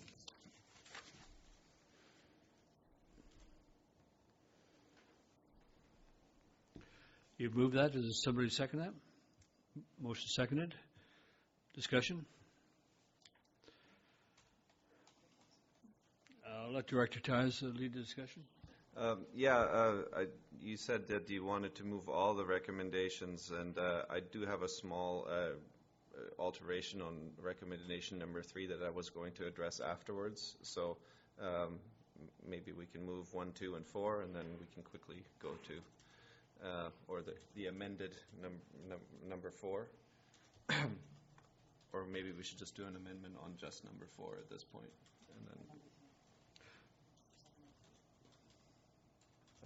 No. I do want to make an amendment on number 3, but we were creating a new number 4 at this point, right?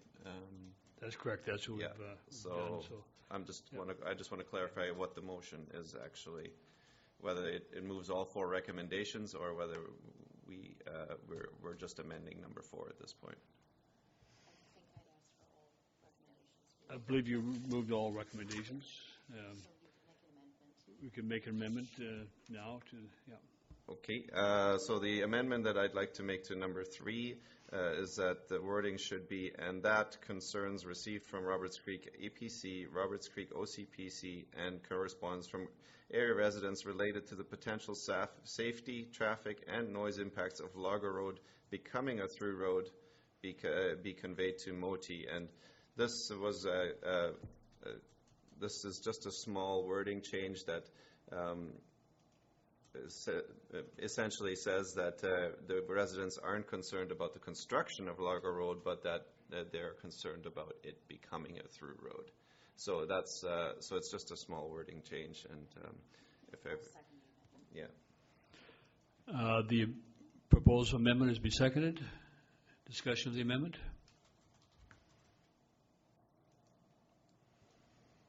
Director Seegers? Sorry, just a clarification. So in recommendation number 3, you're going to remove of the construction?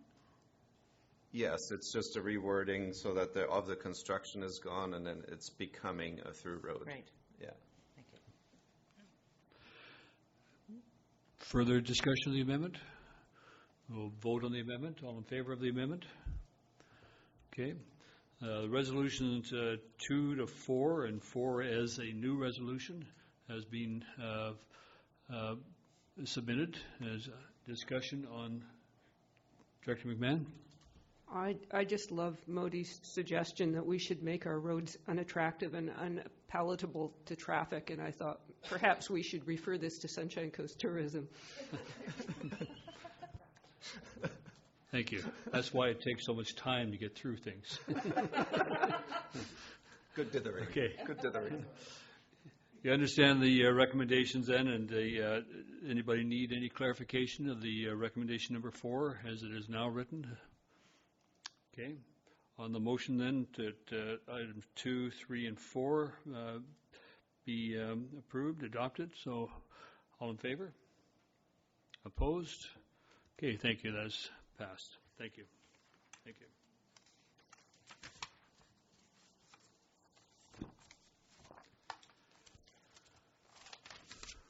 Okay, we're now moving to item 7 on the agenda, the Roberts Creek Official Community Plan Amendment Bylaw number 641.11 and zoning amendment bylaw number 310182 for subdivision of remainder of District Lot 1312, Electoral Area D. And that's item Annex F in your package. And referring first to the Mr. Jackson. Thank you. Thank you, Chair Beamish. The subject site is located north of Ranch Road and east of Sullivan Road in Roberts Creek electoral area. Applications for an official community plan amendment and rezoning have been made to facilitate the subdivision of the southern 12.75 hectares of the site into 12 new rural residential lots, with minimum parcel sizes of 1 hectare. The northern portion of the site would form a remainder lot of approximately 26 hectares. The OCP designation change proposed to facilitate the rural residential lots is from resource to rural. Zoning for the proposed rural residential area is requested to change from RU4 rural forest to RU1 rural residential, with the subdivision district to change from Z, minimum 100 hectares, to F, minimum 1 hectare. No OCP change is proposed at this time for the remainder parcel. The applicant proposes to gift the remaining 26-hectare parcel to the SCRD as a community amenity contribution, noting that it is adjacent to an existing 3.3-hectare SCRD park and contains a formalized SCRD trail, statutory right-of-way, and numerous other informal trail networks. The subject property lends itself to consideration for OCP amendment and rezoning in part due to the development pattern to the west and establishment of Harmon Road at the time of the previous subdivision in the ALR to the south. Further consideration can be given based on proximity to the Sunshine Coast Highway, transit, and commercial services. The land offered to the SCRD additionally provides opportunities for community amenity and environmental benefit. For these reasons, staff recommend consideration to be given to first readings of the bylaws. Thank you. Thank you, staff. And I'm just going to, before we go forward, I'd like to go back to item 6 just for a second, because I believe there was further interest in referring that directly to the board for this afternoon's meeting, the resolutions. That was passed in the resolution? Okay, good. Okay, sorry. I just missed that was included. So, okay, so then we are on to Annex F and the discussion of the report. And Director Ties? Yes, thank you, Chair. We have had this matter before the board before, and and we decided to refer it to our OCPC as well as the APC committee. The APC committee was largely in favor of this, of looking at this further. The OCP committee, however, was not, as it does ask for unprecedented density above the highway, and so looking at a similar kind of thing as Half Moon Bay. Essentially, my chief concern about adding density above the highway, or chief concerns, are one, that once again is the reliance on the automobile to get anywhere, and then also fire protection and fire safety in an area where there is no ready supply of water.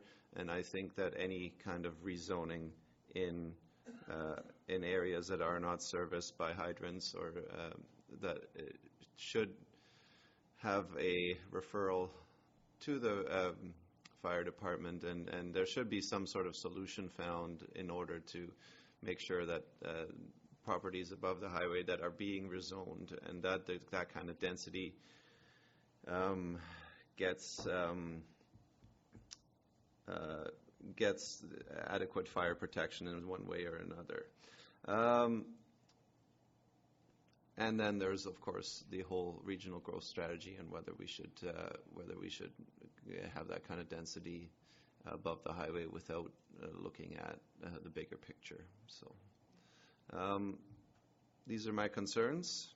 I think we can probably go towards first reading on this, and I'd like to get some more input from everybody, because there is a huge, there is a sizable contribution to the SCRD and the public as potential parkland, or at least something that the SCRD can do with that land that would then be donated to us, and it also is the route of the or along the route of the proposed Suncoaster Trail.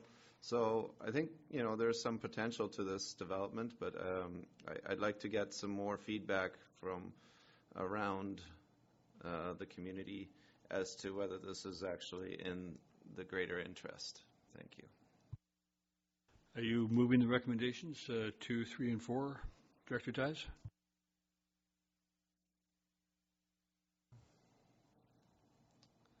Sure. Do we have a seconder for the recommendations? Seconded. Discussion? Director McMahon? I've already said a lot of this earlier today, but I really don't think we should be sprawling into resource areas because it's going to cause conflict in the long run. And the resource lands are important. They're important to us economically. Also, I have a big problem with the degree to which we have already sprawled into areas where we cannot provide fire service. And I think that that's going to cause us grief somewhere down the road because at some point the volunteer fire department will end up attending a fire in an area where they have no water. And it puts them in a very dangerous situation. And so I think it's irresponsible of us, frankly, to create more residential properties in areas where we cannot provide services, basic safety services. Director Hiltz? Thank you, Chair Beamish. I believe moving forward, the application will give a chance for the community to talk to all of these issues. It's to have, 40 acres, 20 hectares given. It's encumbered by a right-of-way, cell phone, tower. There's occupier liabilities concerns with the regional district taking it over from people using trails. So I'd like to hear what the community says. So I'd be supportive of it and put it out there and let people have a really good discussion on what's going. There's questions for staff. There was a phrase about abundance of water. And I was just wondering if they could quantify what abundance means. It's kind of a relative term. That was one question of staff. Another question was on page 57 was that the proponent was saying that this is a perfect location for a water reservoir. I'd be interested to know if that's being discussed as well, the location for the comprehensive regional water plan, if this is perceived as a place to locate a reservoir. I think that's a good discussion point. What else have I got here? The image is also just a staff note. The image might be actually a 2014 image rather than the 2018. Just as a note, I was just checking that out. So it actually, I believe, is a 2014 image. So bringing that information up to date with the 2018 imaging that's available for the regional district. So yeah, that's kind of some comments. And there's a couple of questions for staff about the location of the water reservoir and the quantifying of what abundance means. Staff, are you able to respond to the issues on the water?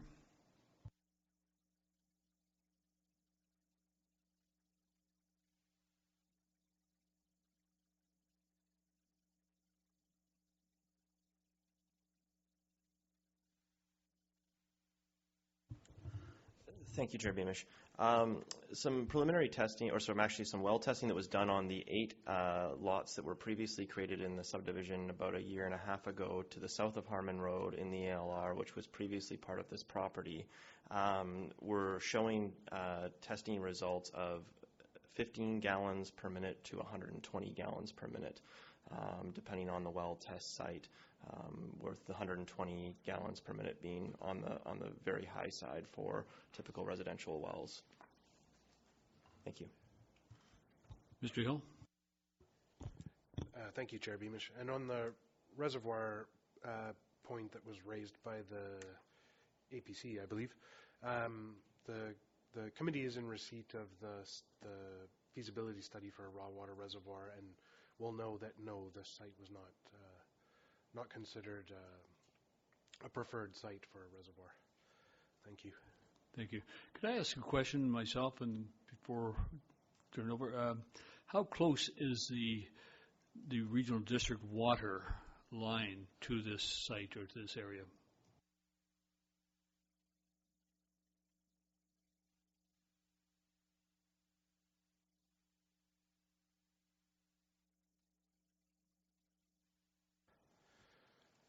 Thank you, Chair. Staff are just conferring. And to the knowledge of planning staff, the closest water main would be along the highway, which is about 800 meters to the south.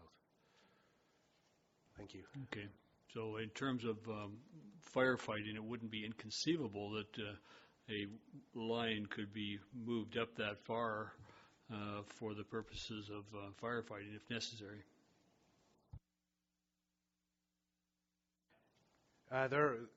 Thank you, Chair. There would be a number of factors that could influence that, and that's why the referral process to the fire department is one of the recommended next steps. Thank you. Other directors? Director Lee? I note it's surrounded by 1.75 hectare lots already on all sides. So I think 1 hectare is pretty big lot size. So it seems that it could easily be done and would fit quite nicely. I also note that you don't run water until there is a need, and you do it after the need. It's a chicken and egg thing. So it's common to do things like this before the water gets there. And then when the water's needed, you run it. So it's probably something that should happen in the future. And fire departments already have a strategy, I'm sure, for those surrounding properties. If they don't, they should. So I think that aspect should already be looked after. Thanks. Yeah, I think my only question on the water is also common for development to move the water. And so that if you have an opportunity within the context of a development property to say, yeah, good idea, bring the water line up for the purpose of firefighting, not for the purpose of further subdivision. That's often an option. So, can I be reminded, do we have the motion on the table for the, it's been seconded, so any further discussion? And that's seconded for the, on page 41 for recommendations 2, 3, and 4. Seeing no further discussion, call the question. All in favor? Opposed? Unopposed? Do you want that recorded? Okay, thank you. Okay, we'll go to Annex G on the agenda, and this is the zoning amendment bylaw number 310.180, 2018, consideration for second reading and scheduling a public hearing for the Toma subdivision. And Mr. Sayo, you're going to introduce this? Thank you. Thank you, Chair Beamish. This is a report on the referral and the public consultation feedback for this rezoning application. The Half Moon Bay Advisory Planning Commission has recommended support for this application through the referral process. The proposed residential density conforms to current OCP policies. The rezoning application is an opportunity to make the zoning subdivision density for the subject property consistent with the OCP. Further professional reports on the proposed septic system indicates no adverse impact on neighboring properties and the receiving environment, including the nearby Canyon Creek. Potential effluent breakout to the downslope area can be contained by a no-build zone to be secured by a covenant. Vancouver Coastal Health is satisfied with the system design.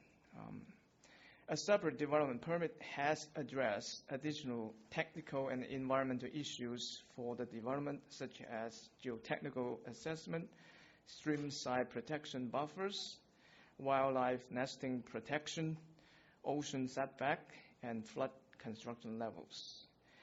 And archaeological assessment will be required on 2 specific sites of the property prior to building construction on those sites. Potential group mortgage would be recommended through response to future referral from the province. Staff recommend that the bylaw proceed to the second reading and a public hearing to be held. Thank you. Thank you, Mr. Sales.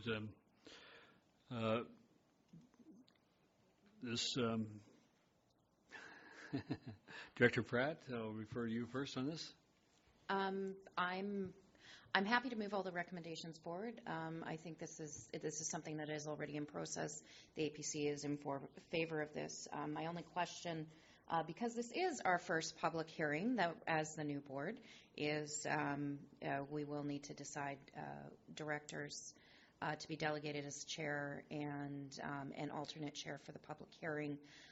So my question would be for staff, what the protocol is on typically who, because being the director in this area, and what I've seen past practice is that usually the director of the area sits as the alternate chair and another director takes on the chairship of the public meeting, or the public hearing, I should say. I just wanted to hear from staff on that, but otherwise I'm perfectly happy to move this forward once I have that question answered. Okay, we need then to fill in names on recommendation number 5.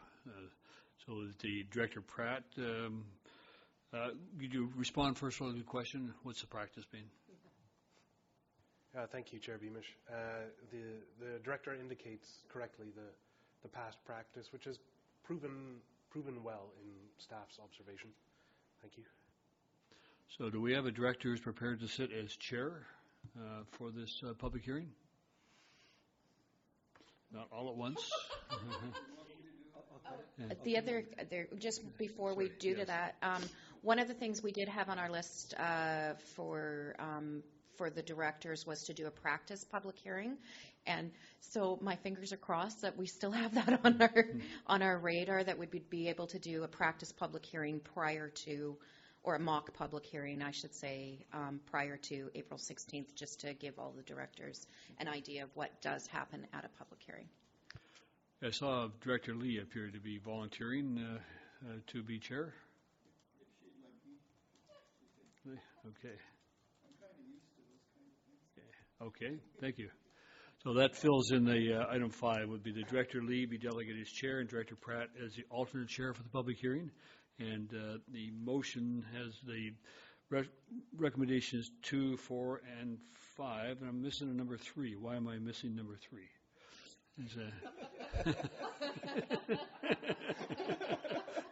Yeah. Thank you, Chair. You're not missing anything. Staff missed that one. So we'll just change that to 2, 3, and 4, just so that we'll be able to refer to that appropriately in the future.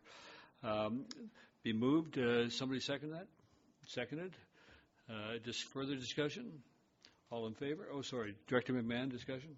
Yeah, I just had a question about community sewer systems, because we already have 18 sewer systems for which no money has been put aside for eventual replacement and repairs. So do we have a policy on requirements that we ask for these sewer systems, and whether we should be looking at having developers put down deposits on them, or how are we going to manage these going forward?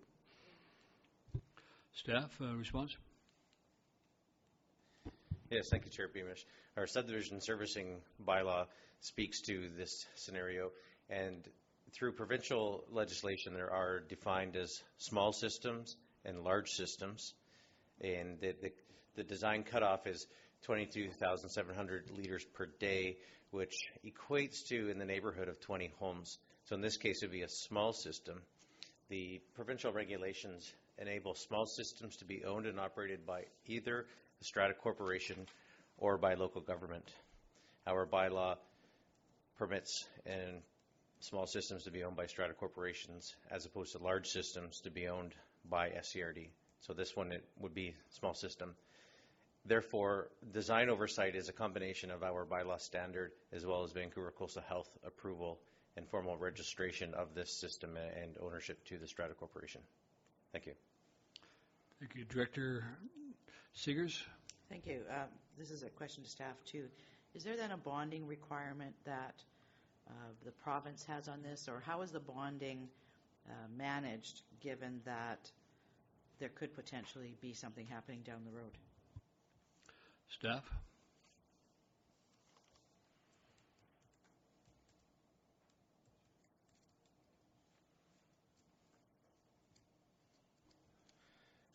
Thank you, Chair Beamish. Excellent question. I can't provide definitive specification on that. However, although Regional District does not intend to own or operate the system, we expect it to be designed to our bylaw standard in the event that down the road there is a requirement to take over system. Thank you. Okay, further discussion. The recommendations have been moved and seconded. Further discussion? All in favor? Opposed? Seeing none, passes. Thank you. Annex H, Roberts Creek Official Community Plan Amendment Bylaw number 641.12, 2019, and Sunshine Coast Regional District Zoning Amendment Bylaw number 310.185, 2019, for 2723 Tony Road. Consideration of first reading, electoral area D.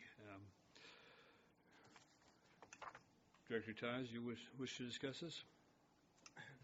No, I don't have any objections to this proposal at this point, so I guess I'll just move the recommendation. The recommendations have been moved to seconded. Seconded. Any discussion of the recommendations? Director Hiltz? I just got a question of staff on the report. It's just it's on page language, and it says, I'm just trying to understand what it means. The SCRD is able to provide water service. So water service doesn't actually mean that, does it actually mean that water goes through the pipe, or is water service just the pipe? So I guess I'm trying to understand what they're able to provide. Staff? Thank you, Chair Beamish. I suppose another way to word it is the property is located within the water service area and connections are available. Thank you. Director Ties? I forgot to mention that I would also like to have this referred to the OCP committee. I think it was an oversight as well that I wanted the referral for first reading for District Law 1312 also referred to the OCP committee. So I don't know at what point I can bring that up with you, but this one I'd like to have referred to the OCP committee. So you're proposing the amendment to add the OCP committee to the list that's provided there? Yep. Okay. Seconder for the amendment? Amendment seconded. All in favor of the amendment? Okay. All in favor of the motions? Approved. Thank you. Thank you. And did you want to revisit the previous one? Yes. Sorry about that. It was, I think, agenda item number 6. Just adding the OCP committee to the referral bodies. Oh no, this is for District Law 1312. That's right. Okay. Yeah. For 1312, that's item number 7 on the agenda. Item number 7. I'd like the OCP committee to be added to the. You'll move that recommendation? You'll move that recommendation? Yep, I'll move that. Seconded. All in favor? That's approved. Thank you. We may as well take care of business when we know about it. Thank you. Right. Okay. Thank you. So moving next to Annex I, Egmont Pender Harbor Official Community Plan Amendment Bylaw number 432.33, 2017, and Electoral Area A Zoning Amendment Bylaw number 337.114, 2017, for the West Coast Wilderness Lodge, consideration for third reading and adoption. To staff, Mr. Allen? Yes, thank you, Chair Beamish. This is an OCP amendment and zoning bylaw amendment application which we have worked on in 2017 and 2018. It came to the end of process. All conditions were achieved of third reading and bylaw was ready for adoption. However, was not placed on a board agenda for adoption. Time passed and OCP bylaw 432 was repealed in October and replaced with the new Egmont Pender Harbor OCP 708. So there's a slight amendment to the bylaw required in order to adopt now. This report provides some background behind that, and it is just a memo for information as to our proposal on how to change the OCP and zoning to enable vacant industrial building to be converted into a tourist commercial facility in Egmont. Thank you. Mr. Lee, would you like to make any comments? First off, I was up there visiting the site, and they're making good progress on getting it done. And the Wilderness Lodge is a great facility. It's cabins in the woods. And so if what's for me needed is to say I agree that the recommendation should be accepted, then that's what I'm recommending. So you're recommending the recommendations as presented? Yes. Okay. Do I have a seconder? Seconded. Discussion? Director Seegers? Thank you. It just indicates forwarded to the board for adoption. Is there a necessity to have it go this afternoon, or is it going to come forward to the next? That's for staff, probably. Staff, is there an urgency to move this forward this afternoon?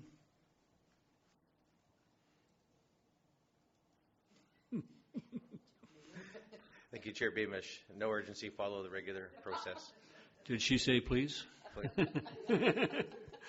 I appreciate it. Thank you. It will come forward the next time then. Thank you. Okay. Moved and seconded. No further discussion. All in favor? Thank you. Motion passed. Annex J and the public participation phase 2 of the Suncoast Trail design.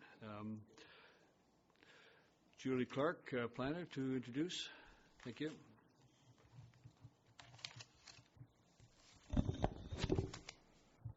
Thank you, Chair Beamish. The vision for the Suncoaster Trail is to provide a ferry-to-ferry connection from Earls Cove to Langdale. The first phase, completed in 2010, connected Earls Cove to Secret Cove with 37 kilometers of multi-use trails, including Forest Service roads. The second phase is intended to develop a trail from Secret Cove to Langdale over approximately 61 kilometers.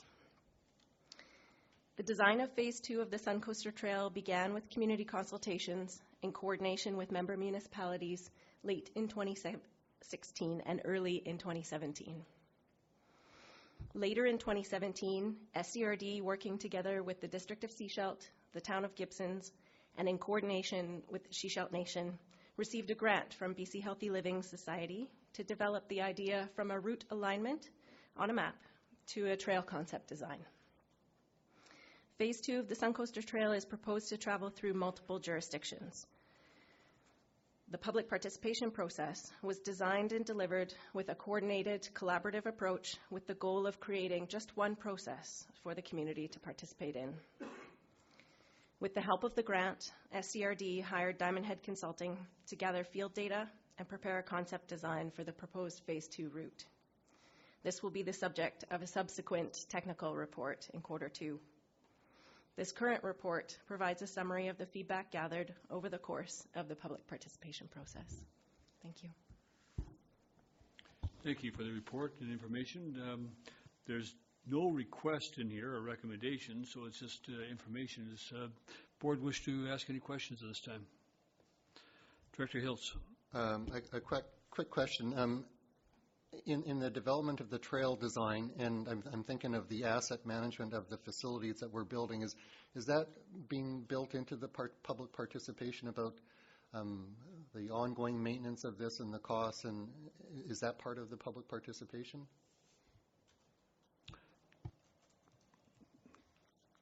Mr. Hill? Thank you, Chair. Asset management is part of every project that the SCRD consults on, and certainly, as detailed in the participation report, the question of maintenance and maintainability was one that was discussed with and by the community. Thank you. Director McMahon? This is a little peripheral, but it was mentioned in the report that the Town of Gibsons is preparing for a bi-directional trail on the south side of Reed Road. And of course, the north side of Reed Road is Area E. And there's a lot of problems, traffic problems on Reed Road. So I would really like to see that bi-directional trail proposal referred to the Transportation Committee for some feedback on that. I have some concerns about whether that's workable or not. This is the work to be done in Gibsons. I could certainly take that forward to Gibson's. Thank you. Yeah. Director Seegers? Thank you. You indicated you wanted to go to the Transportation Committee as well? Okay. And then I just wanted to let the board know that in our budget deliberations right now, the District of Sechelt has funding that we're discussing for the Sechelt portion of the Sun Coaster Trail. Hasn't been approved yet, but that will be coming forward, I believe, next meeting or so. Okay. Any further discussion? Director Lee? I think that the trail's been a very big success up in our area. And even though we do have sections that come back to the highway, the trail is used a lot. And it's used a lot in sections as opposed to necessarily end-to-end. So whatever we can get done right away is great, I think. We should just get on with it. Okay. Director Ties? I just wanted to have a comment in general. First of all, I'm really in favor of the Sun Coaster Trail, but I also want to pose the question as to, the province is saying we need to find alternative means of transportation, but and discourage people from using the car and all that, and yet there's not a lot of money coming down. So, and it's up to us to build these bike paths. It's up to us to do all this, and so I'm just a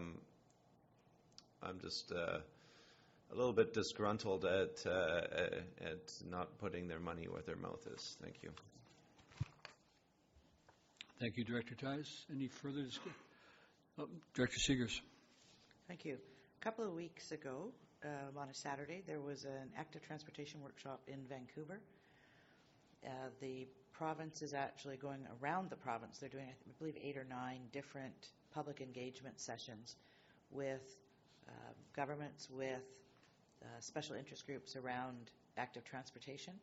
And one of the things that's come out, they've only held 2 so far. They're going into the interior shortly and then up north.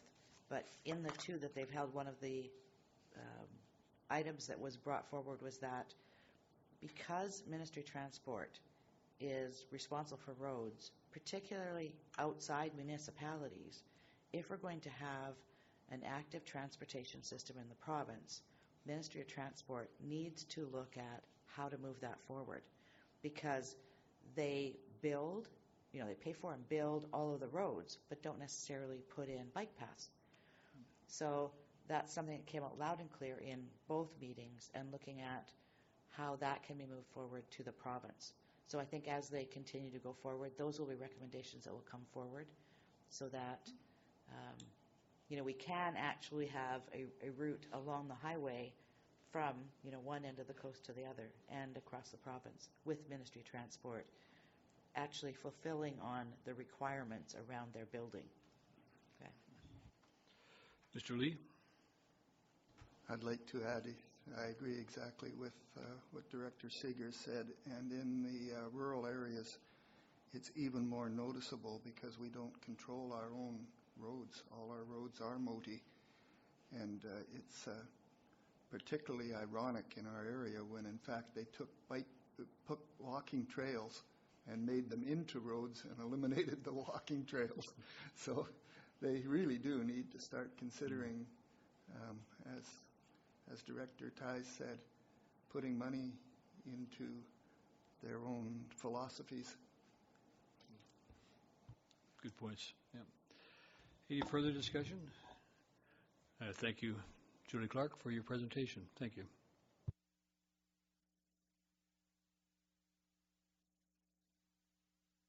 Moving forward to Annex K, SCRD Building Bylaw 687, Housekeeping Amendments.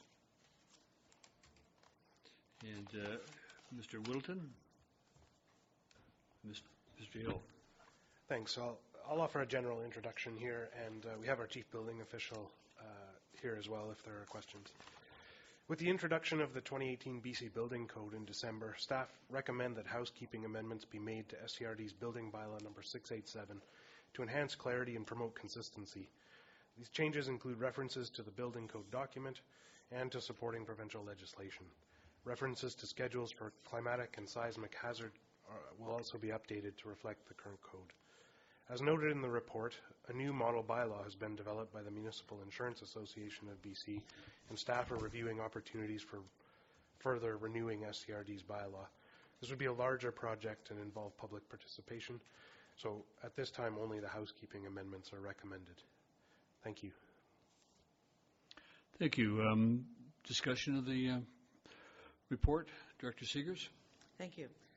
I understand that the 2018 BC Building Code has a lot of changes coming forward with regards to the actual requirements for building, and that those can be phased in over time.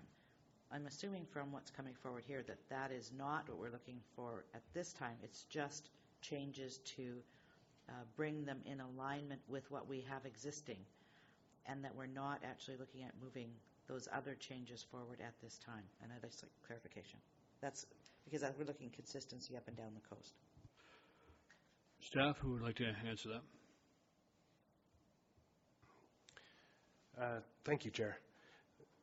The 2018 BC Building Code actually has little effect on current construction standards or the cost of construction, unless the provisions, the optional provisions of the STEP code are adopted at the local government level, which is an option available to local governments but has not been pursued by the regional district, or if builders or homeowners voluntarily choose to increase the construction standards being applied.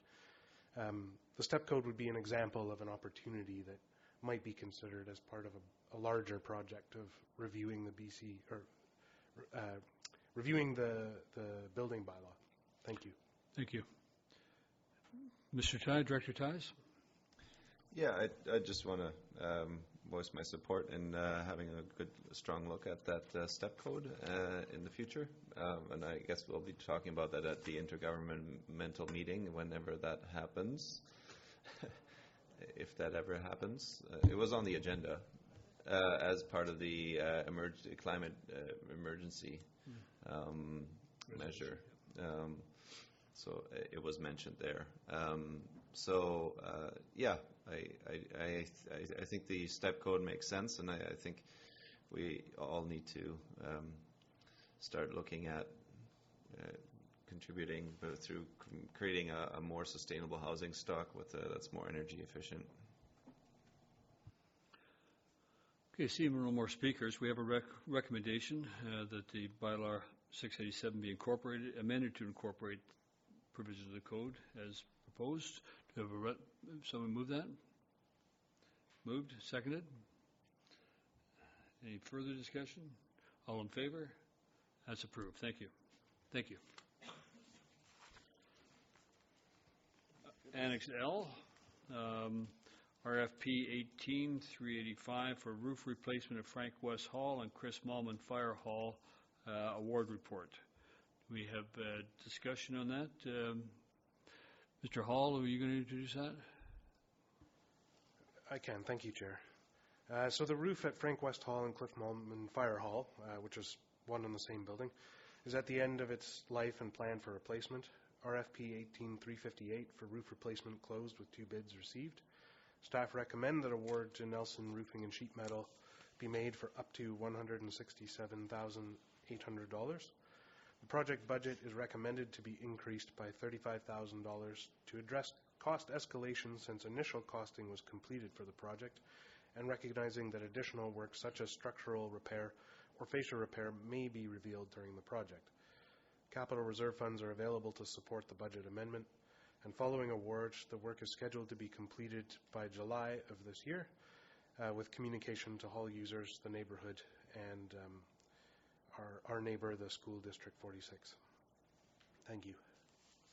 Thank you. Discussion, Director McMahon? Yes, I was under that roof last night for the Community Association meeting, and I had 2 questions that the Community Association asked me. One was, when did we expect the roof replacement to start? And the other question was, would this be a seamless roof? Or to perhaps put it another way, what is the expected lifespan on this replacement roof? Because the last one was only 20 years. Staff?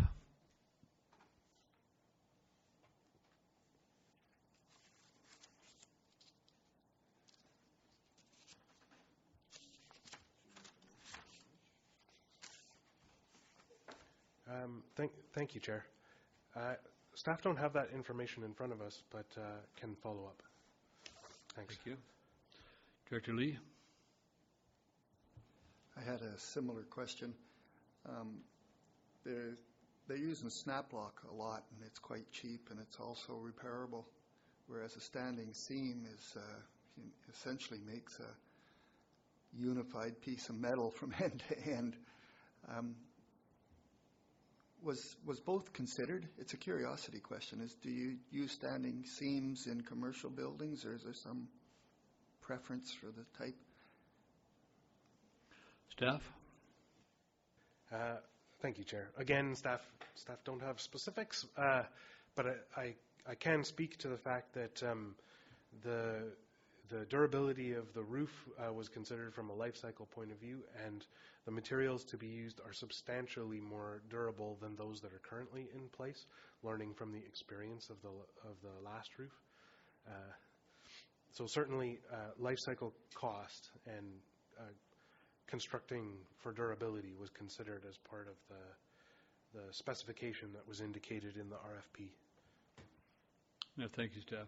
Director McMahon? I'm really glad to hear that, and therefore I would like to move the recommendations as presented by staff. Okay, moved, seconded.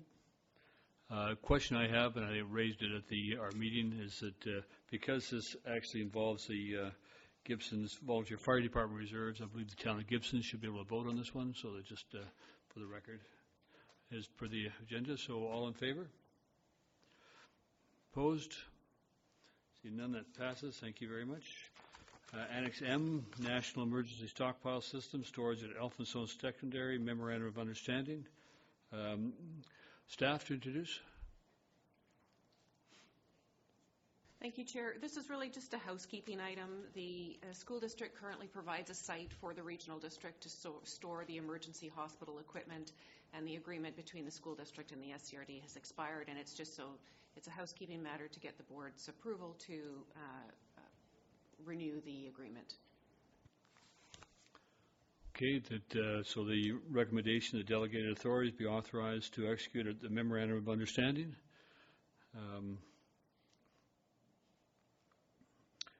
Move that. Director Lee, seconded. Question, Director Hiltz.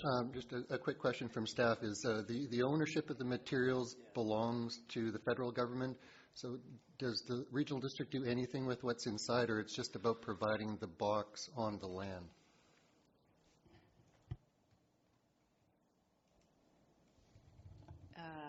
I don't have the details of that, but I don't think that an ongoing basis we're responsible for upkeep and of any damage that's vandalism or such to the containers. And I believe these supplies are rotated out on I don't know what the cycle is, but other than that, I'm not aware of any ongoing work in that regard. Director Seegers. Thank you. I believe we have two remote hospital things on the coast. One is this one, and there's another one around somewhere as well. And this is in case, of emergency. So that is stuff that's been built up over time, and there's all kinds of other bits and pieces around as well. So yes, we do maintain them and upgrade them. Okay, we have has it been moved and seconded? So no further discussion. Any questions? All in favor? Good, thank you. It's approved.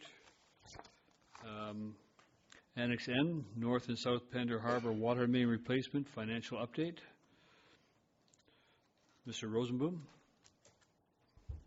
Thank you, Chair Beamish. The purpose of this report is to provide an update to the committee on the financial status of the North and South Water Main Replacement Project. The total budget for this project is about $3 million, of which 2.7 is funded through a Clean Water and Wastewater grant. In April 2017, the board awarded the contract for this project to BA Blacktop with a value of about $2.5 million, leaving about $440,000 from the original budget as being a contingency allowance. To date, significant progress has been made on the project, and it's now in its final stages. At the south Pender part of the project, significantly higher than projected amount of rock had to be blasted for the installation of the new water main, which has also increased the amount of road surface that will need to be repaired. In order to complete both parts of the project, the proposal is to relocate some funds for the northern part, north Pender part, to the south Pender part of the project, and increase the total project budget from 3.3 million to 3.4 million through an additional contribution from the reserves from the South Pender Harbor water system.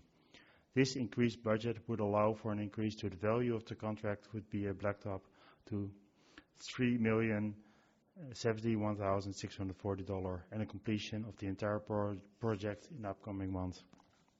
Staff are available to answer any questions the committee might have. Great, thank you, Mr. Rosenbaum. Question, Director Lee?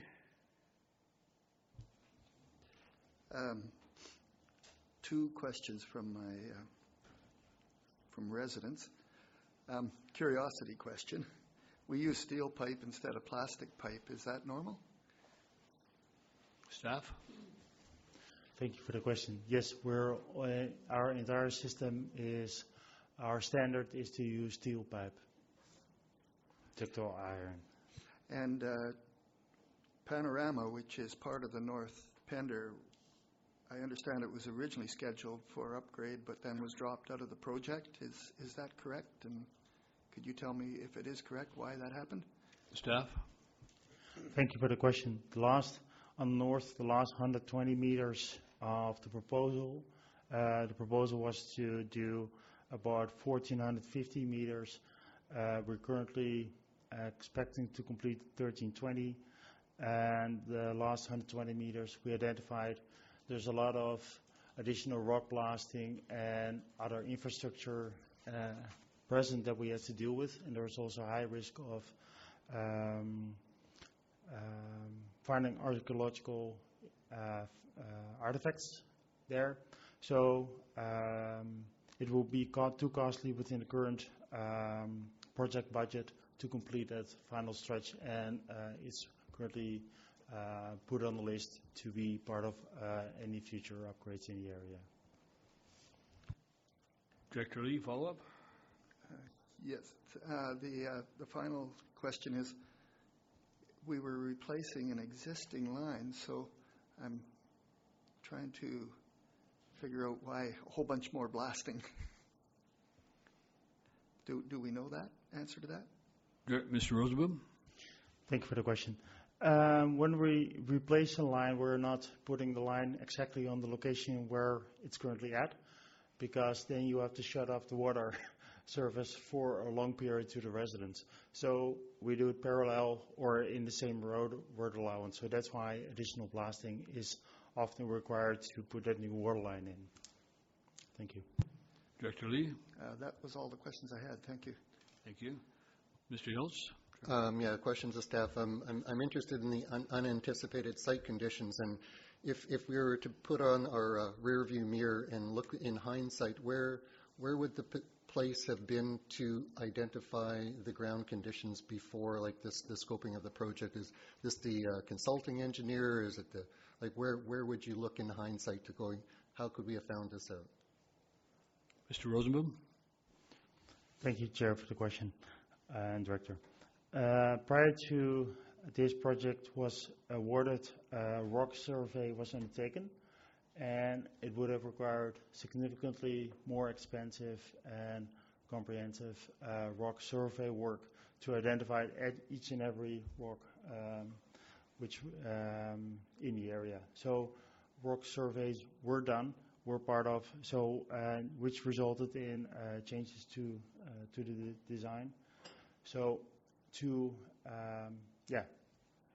more expensive additional work would have been required to identify everything. Follow-up? So the follow-up is, it's kind of a cost benefit. How much do you want to know before you start versus how much you can kind of manage it after you find out? Is that kind of what you're saying? Mr. Rosenbaum?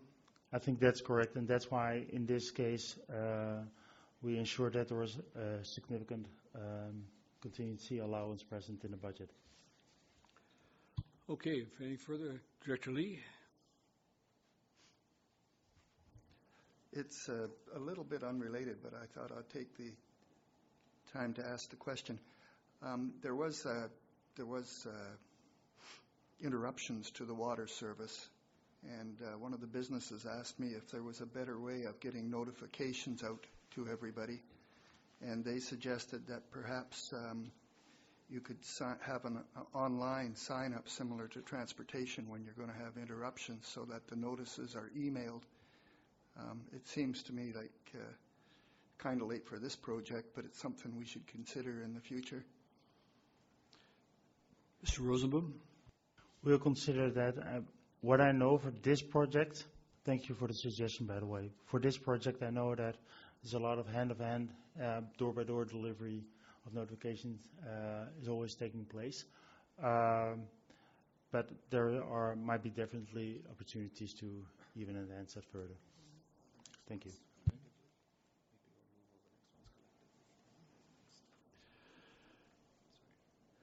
Director Lee? Motion to accept the recommendations. Seconder? Seconded. Further discussion? All in favor? That's adopted. Thank you. So we have a suggestion that the next items, being the minutes that are there, that's items 16 through to 23, be moved and approved as a group. Any discussion about that? Director Seegers?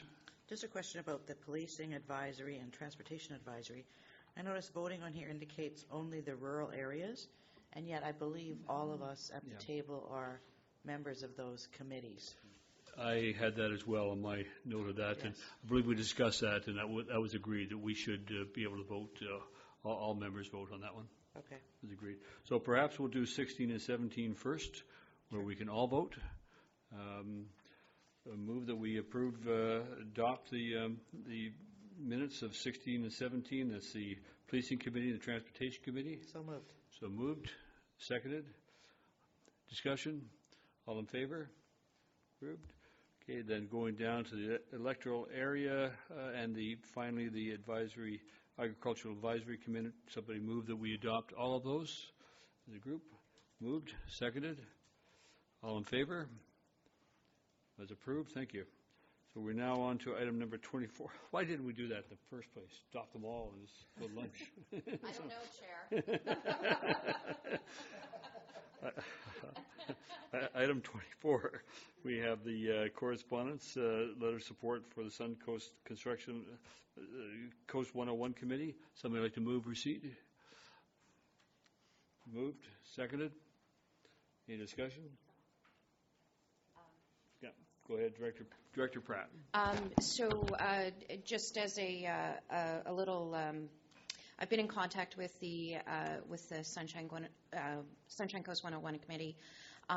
They happen to be presenting to the minister on the 27th of March, and I'm actually already going to be in Victoria that day, and then the petition that they have is going to also be presented in the legislature that day, so I'll be in the legislature.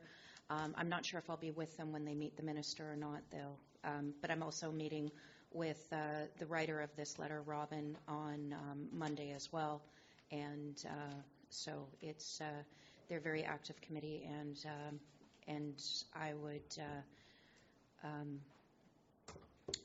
They're asking us. Are they actually asking for a letter in here of support? No. Yes. Just information. Just information. Okay. Yeah. I just wanted to advise everyone of that. So thank you. Director McMahon? Can we refer this as correspondence to the Transportation Committee? We can. Yes. Is that a motion? Yes. Motion to refer as correspondence. Seconded. All in favor? Thank you. So we are now at that wonderful time of new business. Seeing no new business, motion to adjourn. Moved, seconded. All in favor? And questions? inquiries? Sophie?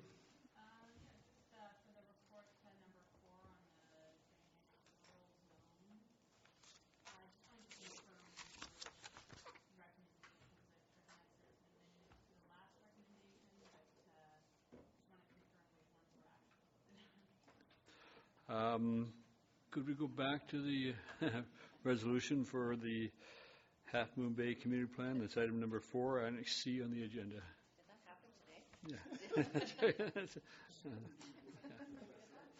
Yeah. Yes, if you'd like to read it back, please. Okay, so the report was received, and then the report's going to be referred to the Half Moon Bay Advisory Planning Commission, as well as all the other rural area APCs. And further, that the applicant, with the support of SCRD staff, hold a public information meeting regarding the proposed rural dynamic zone and implications. Sounds like a good decision, too. Thank you.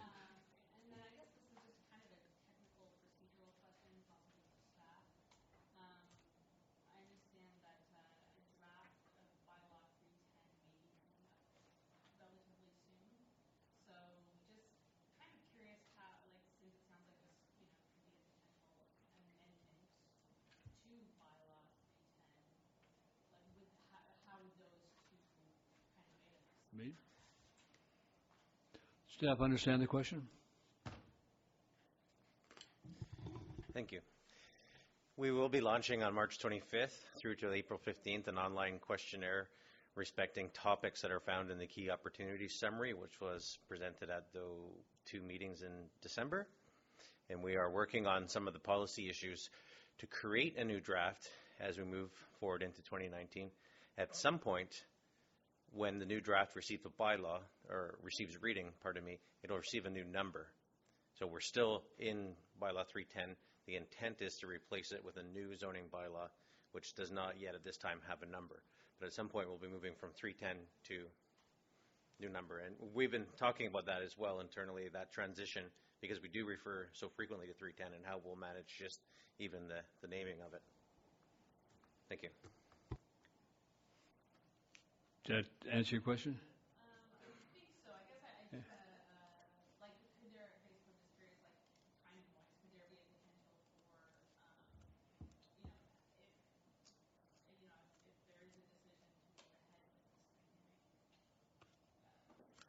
Dynamic rural zone.